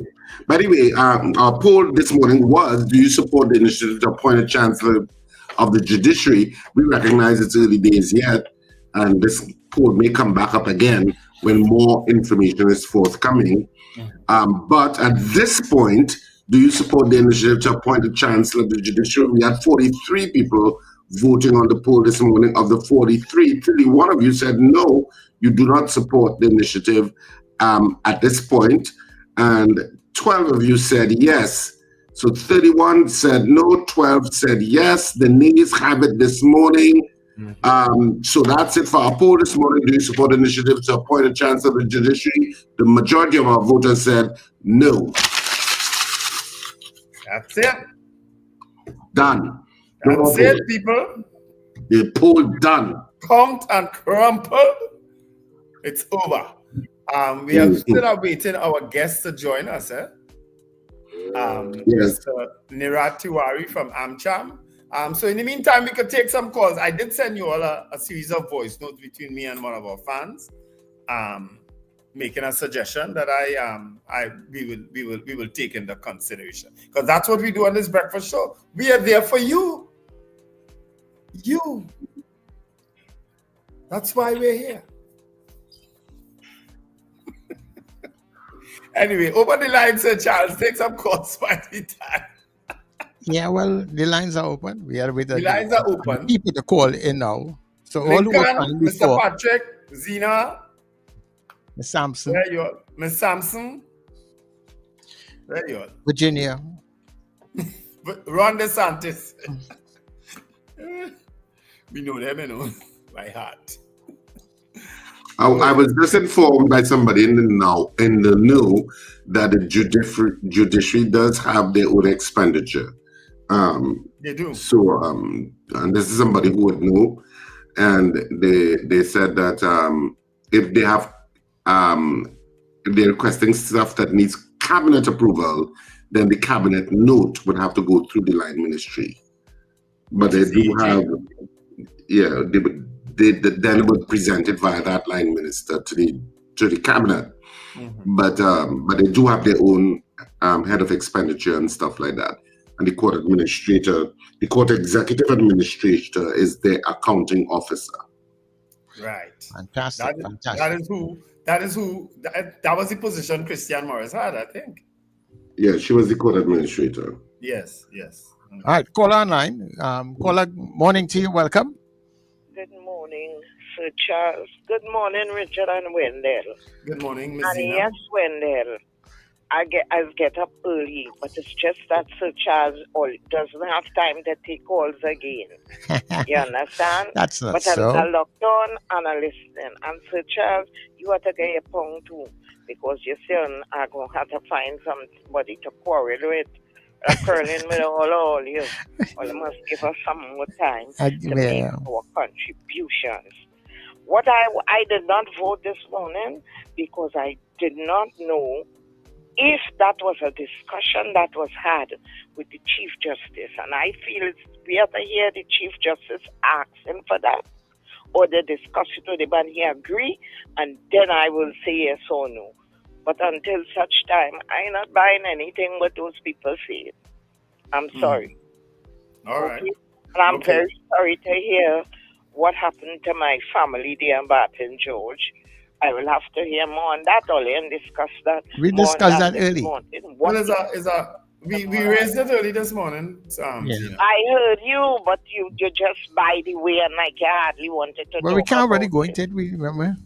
Well, what is the other going to? Yeah. It has nothing more to go. Just like all you read all these Nancy story about the tomatoes. Yeah, well, we could go into that. Nancy story, a man lose 3,000 pounds of tomatoes and you call it a Nancy story. And the police never come. Anyhow, I say what I have to say. I make my contribution, right? I listen to the news at another station. Thank you. All right. Okay, no problem. Mr. George has been accused, charged for certain offenses. What is there to say again? Yeah, in a situation he like has to go through the court system. That probably going to take for the next 5-6 years. That is what will happen. Yeah. Good morning to your caller. Welcome. Hello. Hi, take down the volume on whatever you have in the background there. Good morning to you, caller. Just had a jolt in the You got to electricity. move away from your thing. Yeah, move away from your TV or whatever it is. Yeah, move away. I have a question for Sir Charles. Sir Charles, you had advertised that there was supposed to be an interview with Marlene Atts a couple of days ago. On Monday. Did that interview take place? No, Because actually, it's going to... I have been looking for it to look back, to look at it, and I haven't found it. No, we didn't. We had a electricity problem in this area. And we didn't do the show on Monday. But I understand Tony said he will do that show on Thursday. All right. And one more question: is Marlene Atts still was she sworn in as an independent senator? Yes. Yeah, I think so. Yeah. Well, Yes, she is an independent so senator. she is. Yes. Yeah. She is. Okay, that's it. Okay, thanks. Yeah, so Yeah. We're still waiting on our guest to join. I sent him a message, but he has not responded. You know, Nirad Tewarie from AMCHAM. So one of the HGC contractors did us in here on Monday. Sorry? Hello, good morning to you, caller. Morning, gentlemen. Morning. I spend a lot of my free time listening to Facebook and watching U.S. police interactions, watching auditors and whatnot and whatnot. And one of the things I recognize the U.S. have in place, a lot of the systems in place in the U.S., is that all the phone calls to 999 or 911 are recorded. And the police are mandated to respond to every report. I would like to see that implemented in Trinidad and Tobago. Because that what you all read about the tomatoes is a very, all clown and all laugh, and it was funny. Yeah, but it's also very serious. No, it's a very serious thing. But we did emphasize how serious it the lack of response of the Trinidad and Tobago police in every instance needs to be something that warrants an investigation. Why didn't you all go to the scene? Why didn't you all respond to this report? And that is why we spoke where we about need to carry our demand our police service be. Yeah. You know? Yeah, okay. But that's what we did, Lincoln, when we spoke about the fact that they just recently got new cars in the Pradier Lasney unit. So it can't be a question of vehicles. Yeah, we dealt with the serious side of it, but we also, to put a little humor on it, but we really dealt with the serious we always side put of it. humor in our stories. Yeah. We always. Yeah. Mr. Patrick, good morning. I'm dealing with some of you sometimes. We'll put humor in it now. Mr. Patrick, are you there? Good morning. Morning, sir. Mr. Wendell. Morning, Mr. Patrick. Morning. Morning, Mr. Patrick. When I'm listening to the debate about the legislation they want to pass for restriction of alcohol, gambling, and what? The next one? Smoking marijuana. Alcohol, smoking marijuana, and gambling. Right. Yeah. My mind run back to different societies of the world. And if you run back to certain things, when we try to legislate moral behavior, we set up in problem. You cannot legislate morality. You understand? Morality is something that was taught, had to be taught from your home, from your religious point of religion like church, mosque, temple, everywhere. But sometimes society does want to pass legislation to legislate those kind of things. What kind of society we live in? A Christian society or what? A theocracy, what? A Islam society? We going on a wrong road here. Mr. Richard, what? Yeah. On a wrong road here. Richard? Because here we're telling people they could marry at 18. They could drive a car at 18. But you want to tell a big married man at 25, he can't play it? Or he can't gamble? Or you go back to the drawing board and see what kind of society you're trying to form. Yeah. That's all I have to My say. issue is if you want to raise the age of majority, raise the age of majority and let's discuss that. Yes. But don't tell somebody they're an adult and then qualify. Because that issue of the age of being able to drink alcohol in the United States at 21 is a subject of great consternation even for Americans. Mm-hmm. And it's the subject to a lot of criticism even from Americans. So stop copy and pasting. Thank you. Good morning to you, caller. A blessed good morning to you, Sir Charles, Richard, and Wendell. I just called to say good morning, and such a beautiful, beautiful day. I'm watching outside. I see it heavily overcast. I'm just loving the weather. And then on top of that, to put icing on the cake. Dress this morning is like OMG. I know when I say Wendell, we the fans, we the onlookers, we do not get invited to the wedding. What's going on? We didn't live in an overcast, by the way. You mind asking? But you look like the groom this morning, Wendell. I'm Trini Mako. You look like the groom this morning. Congratulations to the lucky lady. Congratulations. I'm going to start using a Yeah. blazer.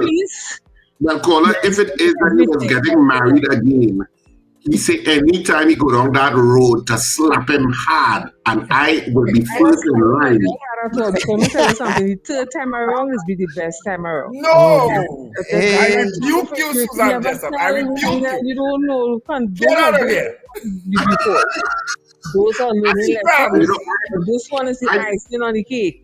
You understand? I am first in line to slap hard. I'm not over Richard, over. Don't do that. You will leave a mark on the man's face. You don't want that. Excuse me, we got to leave you. Our guest is here. Our guest is here? All right. Yes, our guest is here. So we get into our segment now. And of course, we're speaking to Nirad Tewarie, the CEO of AMCHAM. So let's get into our Let's Talk segment on The Breakfast Show. Yeah, yeah, yeah, yeah, yeah, yeah, yeah. Yeah, yeah, yeah. Good morning, Nirad Tewarie, and thanks so much for joining us on The Breakfast Show. Morning, Richard. Morning, Wendell. Morning, Sir Charles, and to all your listeners and viewers. Pleasant good morning. Thanks for having me.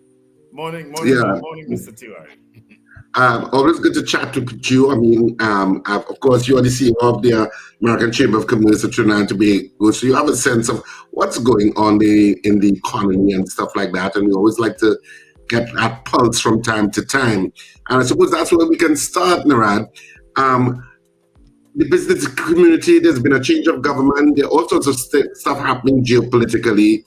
What's the confidence level of the business sector at this point in the Trinidad and Tobago economy? Let's start there.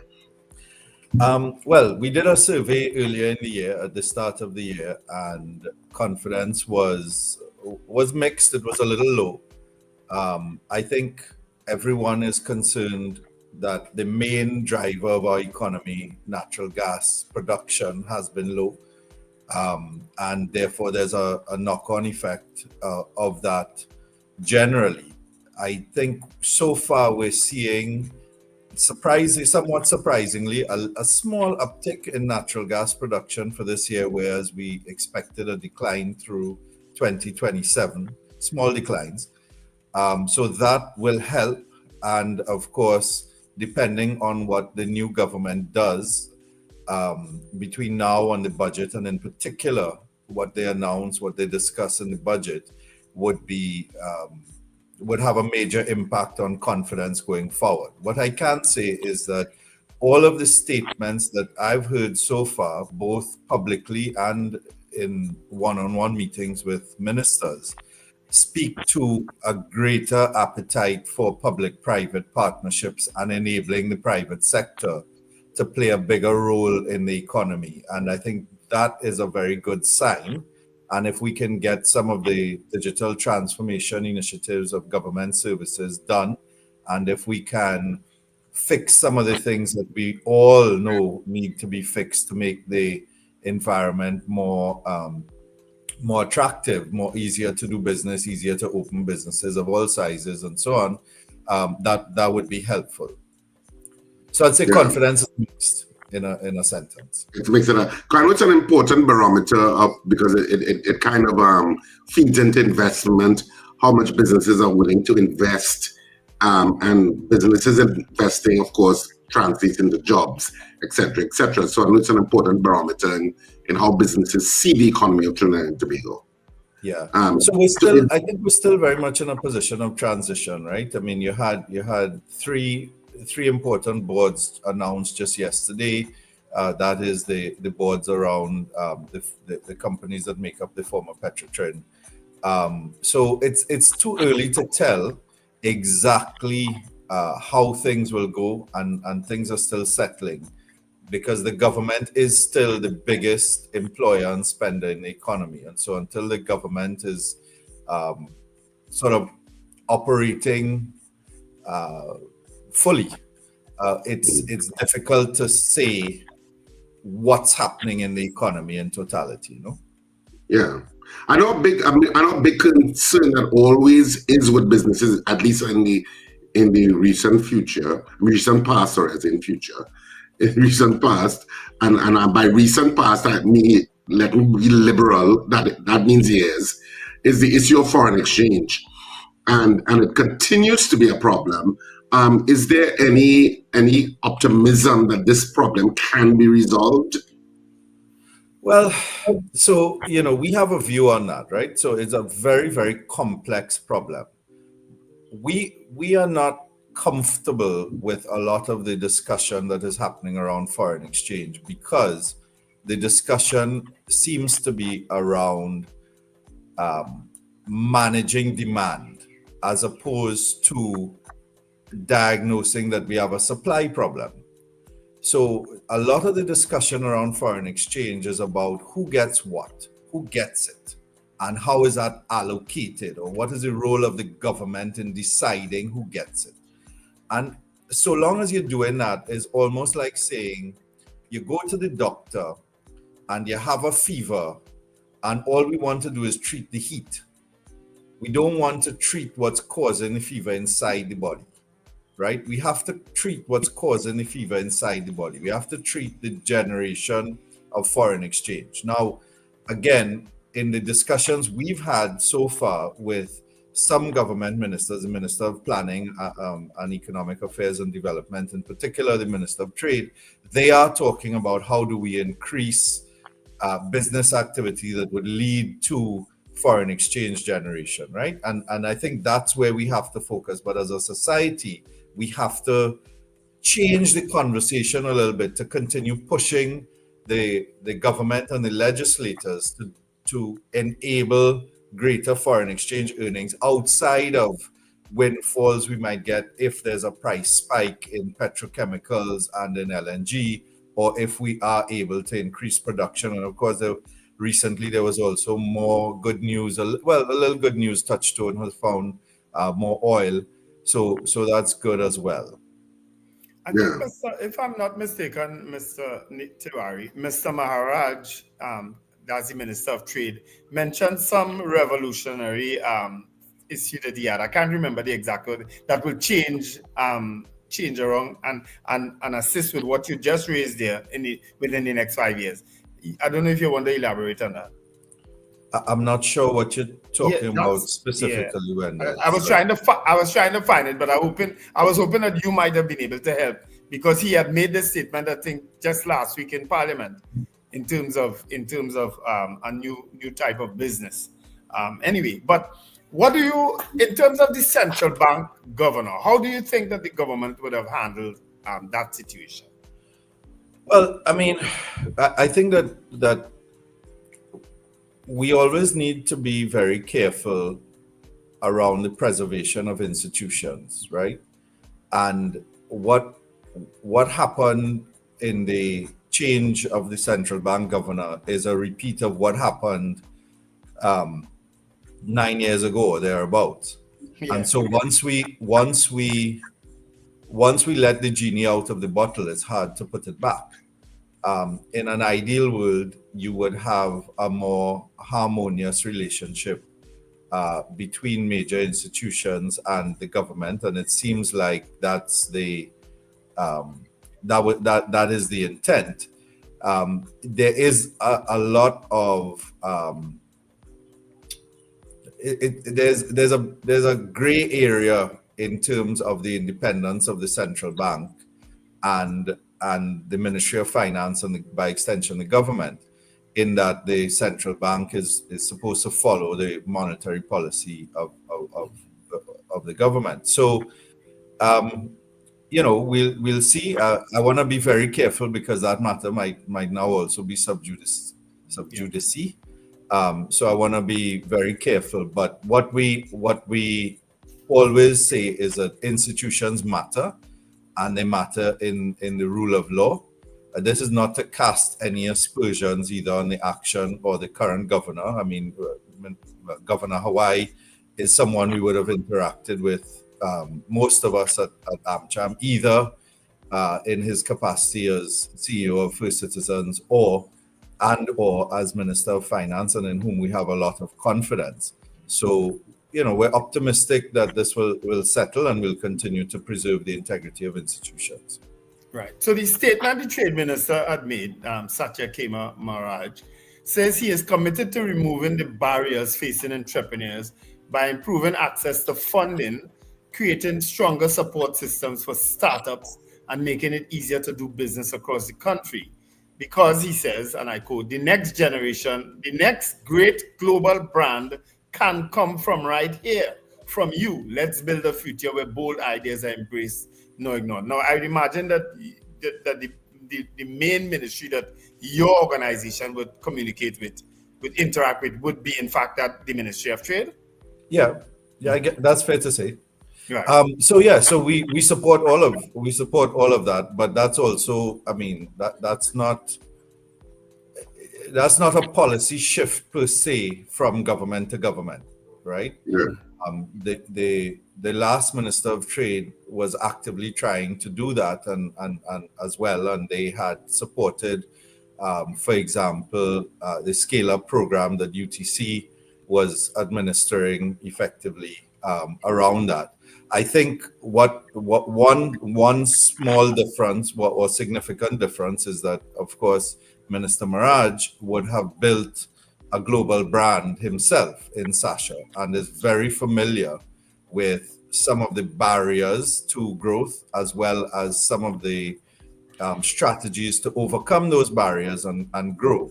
And so I'm sure he will bring that expertise and that first-hand knowledge to creating an even more welcoming environment to be able to do that. But of course, we would love to see more businesses open and grow in Trinidad and Tobago, and we'd love to see more and more Trinidad and Tobago brands going globally. And I think if you look at the actions of the business community, you would see that many companies are doing that. I mean, in the last 2 or 3 years, you have Massey investing in supermarkets in Florida and streamlining their lines of business, talking now about becoming more of a data company as well.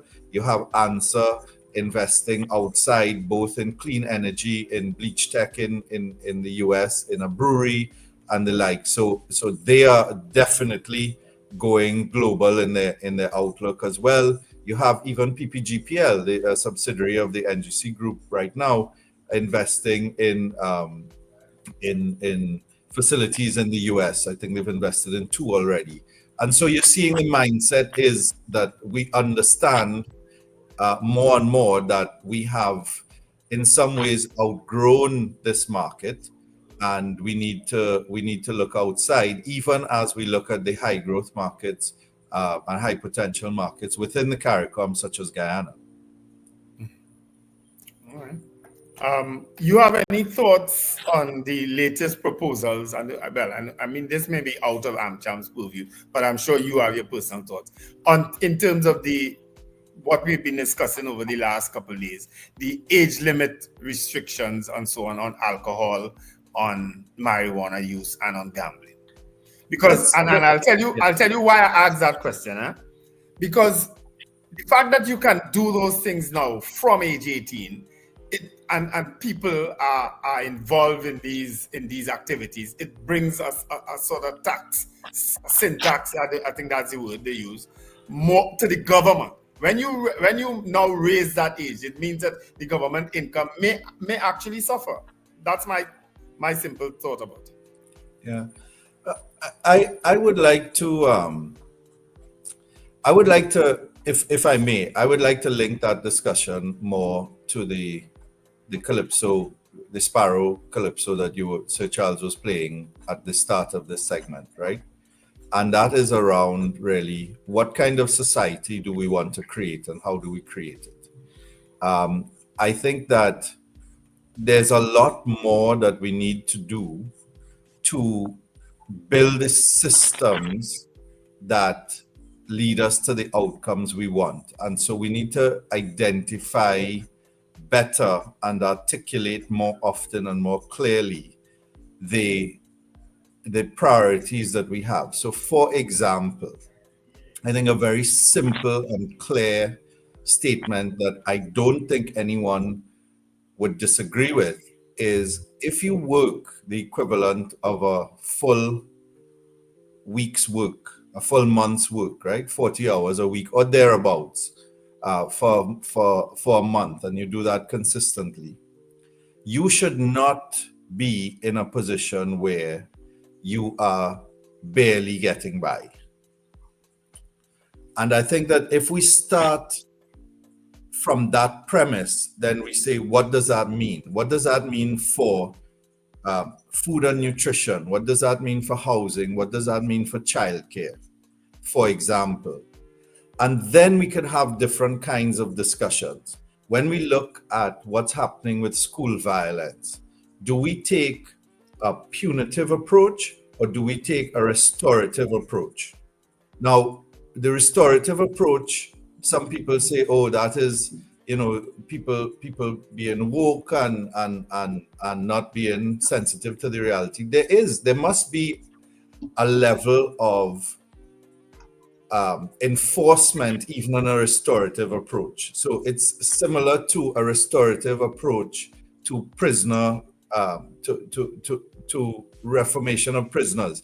It starts with them being in a place that is a jail of some kind where you can administer that restorative program.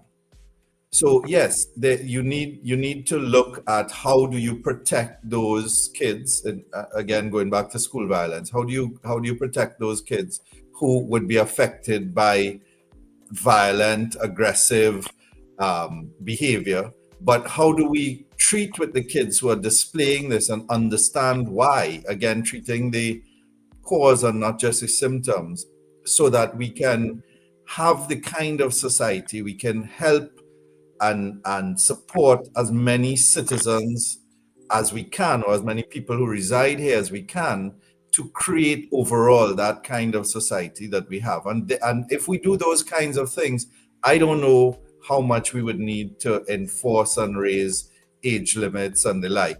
What I can tell you is that from a number of interactions that I've had, the weed that is being sold now is not the weed that was sold in your generation. And there is mental health professionals and educators are saying that there's a high and increasing incidence of young men in particular displaying significant reactions to weed use in ways that they weren't before, because either the way the weed is being grown or what is being added to it is causing a lot of problems, so that they weren't seeing before.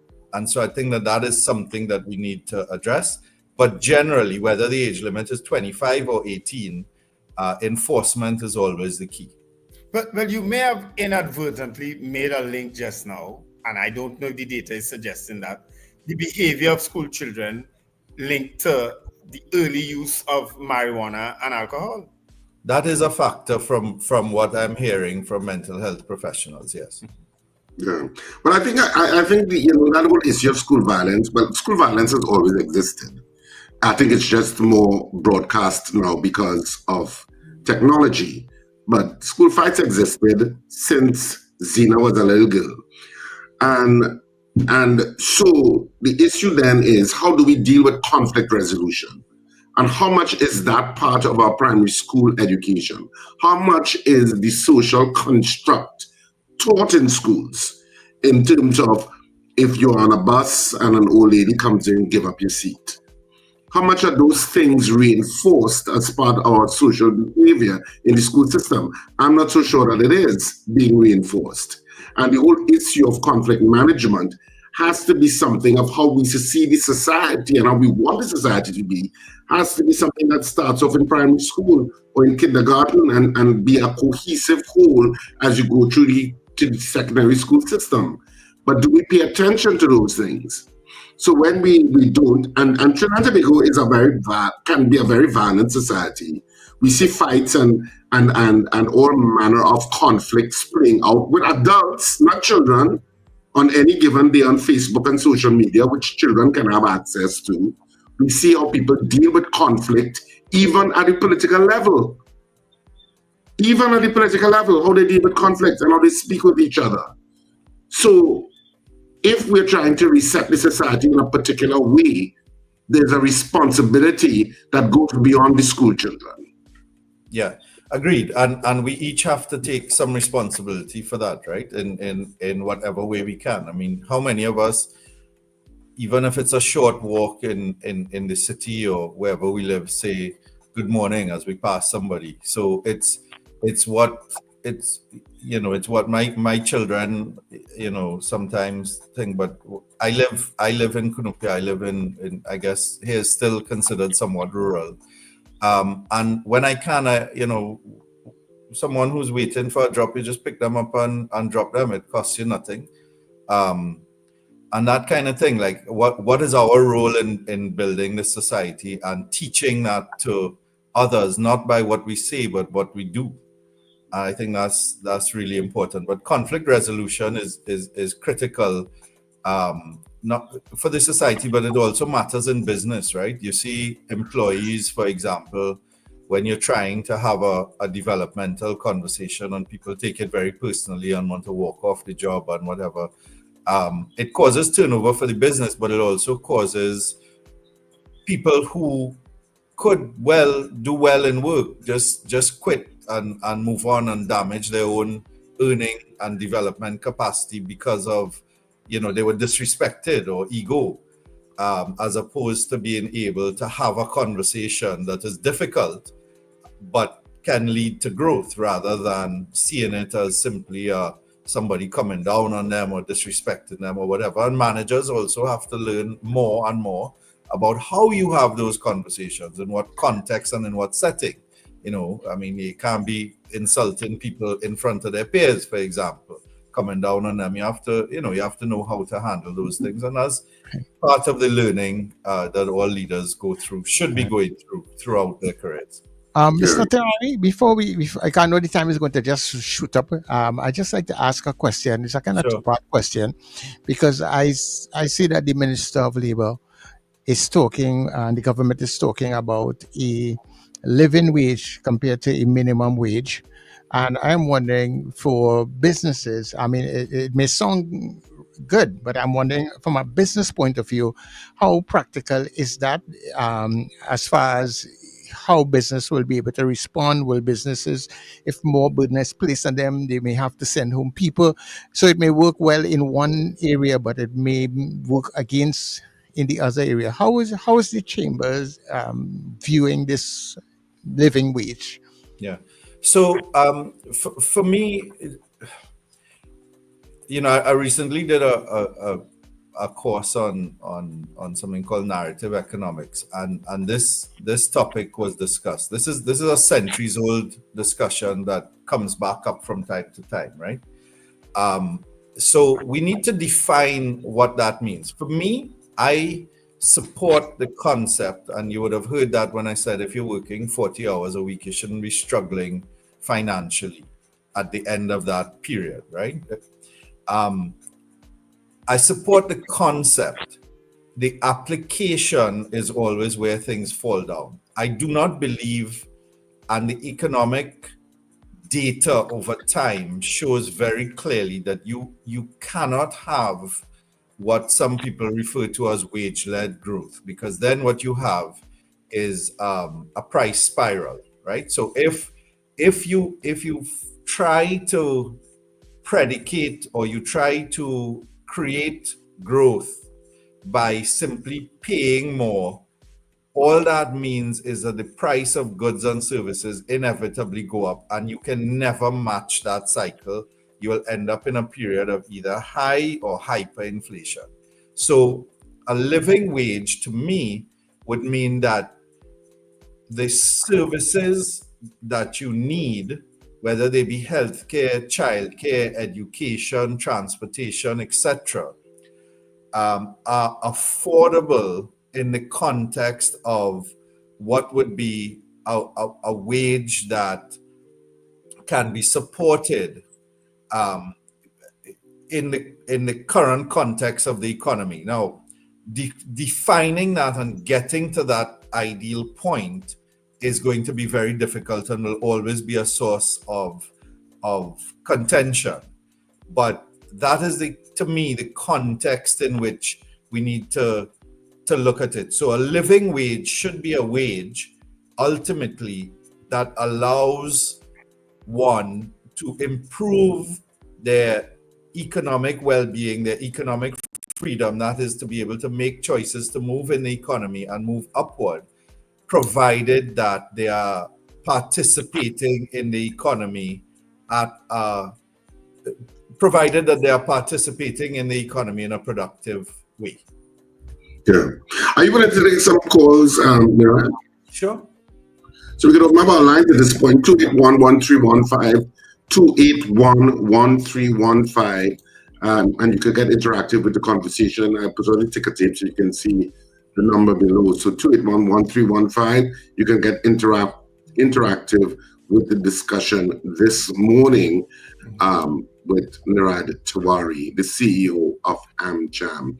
Nirad, I just wanted to ask, if it is that the business community could say what the top 3 things they would like from the government, what would they be in terms of like regulatory changes to improve the investment climate, etc., or infrastructure?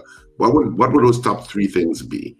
Well, I think continuing to get crime under control remains the number one thing. For us, customs reform, and that is the ability to move things across the border in a quick, efficient, and predictable manner, ideally through the enablement of a technological solution which exists but is not fully implemented, and where you don't have changing procedures, as we like to say in local parlance, every Monday morning. So it's a different process depending on who is in charge of which port or whatever, right? So that would be a big one for us. And then digitization of government services, so that, again, you have that predictability step by step. There's less room for corruption, and it's clear what you have to do on systems that work in an efficient manner. Do you think it would be helpful if they were to put, I don't know how they phrase it, I know there's a way they phrase it, but a minimum... a de minimis. A de minimis.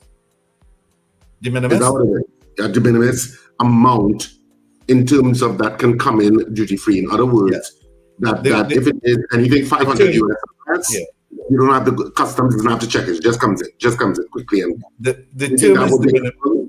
Yes, we have recommended that. The term is de minimis. And as you say, so, if you order a t-shirt online or what have you, customs doesn't have to stop and inspect that. Of course, what would enable de minimis as well would be a trusted trader or approved economic operator program, meaning that the people who are bringing it in, because most of the time you are not physically bringing that in yourself, you're using a shipping agent or one of the express logistics companies, right? They would get checked and go through a process where they are vetted, and once their systems and controls are up to a certain standard, and then over time they would consistently pass the regular random inspections and scheduled inspections and so on, they would be offered a certain status in terms of being able to do these things. But yes, a de minimis value. You see, the cost of checking a 20 US package or 15 US package versus letting it through, the actual cost in terms of time and man hours and what have you, higher than whatever duty you're going to collect in that, right? So it makes a lot of sense. Can you guys just hold for 1 minute? We have 2 callers on line. Let's see if you can take them very quickly. Mr. Patrick, go ahead very quickly. Good morning, Mr. President, and everybody again. The questions that Charles asked about minimum wage. Not minimum wage, the living wage, structure of living wage. When you read articles and you watch what's happening globally throughout the whole world, with inflation and online shopping and AI technology and tariff, I really don't see a living wage in this system again. Because business people right now boarding, you understand? A lot of businesses right now not making the profit that they used to make. Mr. President? All right. Well, hold 1 minute on that, and I'll give you a chance to answer both of them one time. Virginia, good morning. Yeah, good morning, Mr. Tiwarie and folks. Hey, Mr. Tiwarie, thank you for that refreshing Mr. outtake here. Tiwarie. And yes, market forces should determine what a living wage is. If Wendell is selling burgers and Richard is selling burgers, if Wendell is making a much better burger, he may be able to drop his prices because of the popularity of his burgers. Market forces, that's how market forces get in place. Government should just make an environment to make an even playing field economically for everyone, but not get involved in setting wages. And that is a fact. Economics 101. Thank you, sir. Okay, thank you very much. All right. Yeah, Nirad, you can respond to the callers now. Well, we're getting deep into economic theory now. So what I would say every time I discuss economic theory now, as I get a little older and a little more seasoned in this, is there's economic theory and there's the political economy, right? So there's the reality of implementation of economic policy in tandem with the different wants, needs, desires, and effects of on various interest groups in the society. I would say sometimes what happens is we get, as Bob Marley says, we get caught with the isms and the schisms. And we should not be wedded to any ism or schism, right? Whether it's capitalism or socialism or what have you. We should discuss the outcome we want, make sure that we're very aligned on the outcome and outcomes, really, because it's plural, it's never one thing, because one thing affects another. And assess whether the policies that we are implementing are getting us there. And I think that is what sometimes we miss. So whether it is that we give, so when we talk about living wage, there are other things, right? So there are other ways to say it. You could say minimum wage. You could say a universal income. And so the various components or various policies that you can implement to try and get you to the concept of a living wage. But you have to define what you mean by living wage.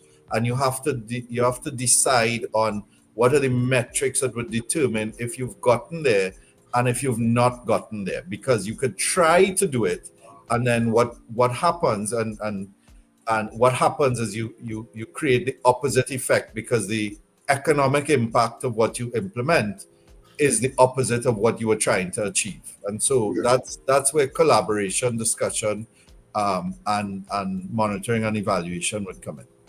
Yeah. You know, I mean, we have to close off now, but I did see an interesting suggestion in the chat that the government should focus more on lowering prices of goods and services as opposed to increasing salaries. I saw that suggestion. That's a difficult one, because you live in a Richard, we're gonna ask the government to set the price of coming to our show, and we're gonna ask the government to set the price for advertising on this show. Yeah. So that's the road we go down, right? When we that's a difficult prospect. That's a difficult prospect. I think but you have given me an idea, Nirad. I will be contacting you right after the show. the point, AMCHAM doesn't advertise. The point, God, no way. The point, but the point the person is making in the comment though is that we need to create the system where it is affordable for people, particularly people with less disposable income, and less discretionary income, I should say, to be able to afford the things that they absolutely need and have the capacity to increase their level of discretionary income if they are willing to contribute productively to the economy, if they're willing to work or create economic value in some way, form, or fashion. And I don't think anybody could disagree with that. And so let's discuss the how. What are the rational, reasonable mechanisms that we could use to do that? And it's not just limited to economic measures. It will have to be inclusive of improving the healthcare system, right? Because that's a cost that you wouldn't have. Increasing the transportation, improving the transportation system, right? Looking at options for quality of work and childcare. Those are things that have a material impact on your budget over time. And of course, affordable housing. Yeah.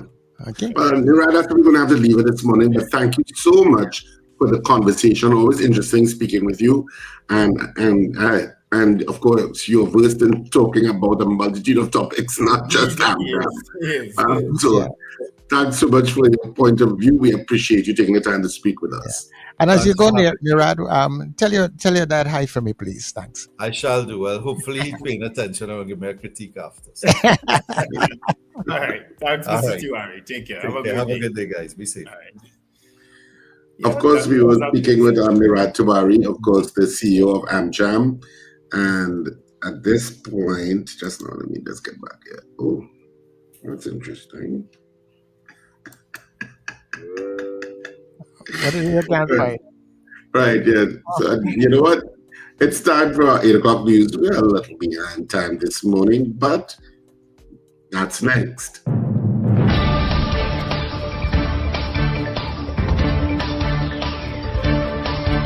The news you need, the clarity you deserve. Local, regional, global. This is Net Radio News Now. This is your news update for Wednesday, July 9th, 2025. I am Amanda Mitchell with New Era TT Radio and M&E TV.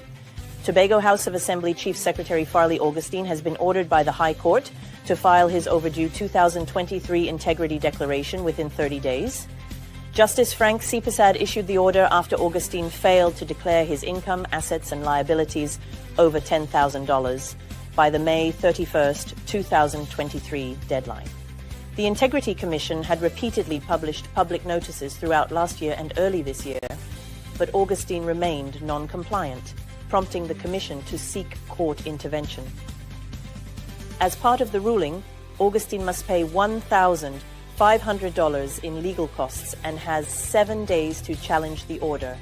Failure to comply may result in a fine of up to $150,000. Augustine could not be reached for comment. Energy Minister Dr. Rudal Munilal has won a major legal victory as the Court of Appeal upheld a ruling that columnist Juliet Davey and the now defunct T&T Mirror defamed him in 2016. The court ordered Davey to pay Munilal $475,000 in damages, $69,000 in legal costs, and an additional $46,000 for appeal-related costs. The lawsuit stemmed from articles where Davey cited an unverified online list claiming Munilal had a net worth of $2.58 billion, allegedly making him the fourth richest person in Trinidad. Both the High Court and Appeal Court ruled that the articles suggested Munilal gained wealth through corruption without evidence. The Appeal Court emphasized that freedom of speech does not absolve journalists of their duty to verify facts. Davey can still appeal to the Privy Council. The Chronic Disease Assistance Program is set for major upgrades, with new medications and reduced costs for pharmacies, according to Health Minister Dr. Lakram Bodo. Speaking at a UNC forum, Bodo said Cabinet is reviewing recommendations to improve the free drug program, including cutting the $68,000 software cost currently required for pharmacies to join CDAP. He announced plans to restart operations at the Cuba Children's Hospital and upgrade San Fernando General Hospital. Bodo also confirmed a new deal with India to adopt its pharmacopoeia, paving the way for cheaper, high-quality generic drugs. The agreement includes 20 dialysis chairs and 2 sea ambulances to improve rural healthcare. A 26-year-old soldier was among 3 men arrested after police seized illegal firearms and ammunition during anti-crime operations in Arima and Tobago on Monday. The joint exercise, led by ACP Collis Hazel, ran from 6:45 p.m. Monday to 3 a.m. yesterday in the Northern Division. Officers intercepted 2 vehicles on Tampuna Road, discovering a submachine gun with 22 rounds and a pistol with 11 rounds. 3 suspects, aged 25 to 27, were arrested. In a separate Tobago operation, police recovered another firearm during an exercise between 11 a.m. and 1 p.m. on Monday. You are listening to News on New Era TT Radio. In regional news, the United Nations says a deepening humanitarian crisis in Haiti is being worsened by severe funding shortages, with over 6 million people needing aid and more than 1.3 million internally displaced. UN spokesperson Stefan Dujarric revealed that over 16,000 people were recently displaced in Haiti's Centre Department due to gang violence, with most staying with host families while others end up in makeshift camps. From January to March, the UN provided emergency food to 720,000 people, shelter kits to 25,000, and safe drinking water to 170,000. However, Haiti's appeal for $908 million is the UN's least funded, with less than $75 million received so far. In international news, Israeli Defense Minister Israel Katz has proposed relocating all 2.1 million Palestinians in Gaza to a humanitarian city built on the ruins of Rafah. The plan would begin during a potential 60-day ceasefire and initially house 600,000 people after security screening. Critics, including Israeli human rights lawyer Michael Sfard, call it an operational plan for a crime against humanity and forced population transfer. The UN has warned such actions violate international law and could be considered ethnic cleansing. At the White House, Prime Minister Netanyahu voiced support for a US-led resettlement plan, with President Trump suggesting Palestinians could be permanently relocated elsewhere. Arab nations and the Palestinian Authority strongly oppose displacement, endorsing an Egyptian-led reconstruction plan to help Gazans remain in place. That concludes your news update for today. I'm Amanda Mitchell for New Era TT Radio and M&E TV. The Breakfast Show with Wendell, Richard, and Sir Charles continues right after this short break. That was news now. Stay informed with New Era TT Radio. Net Radio,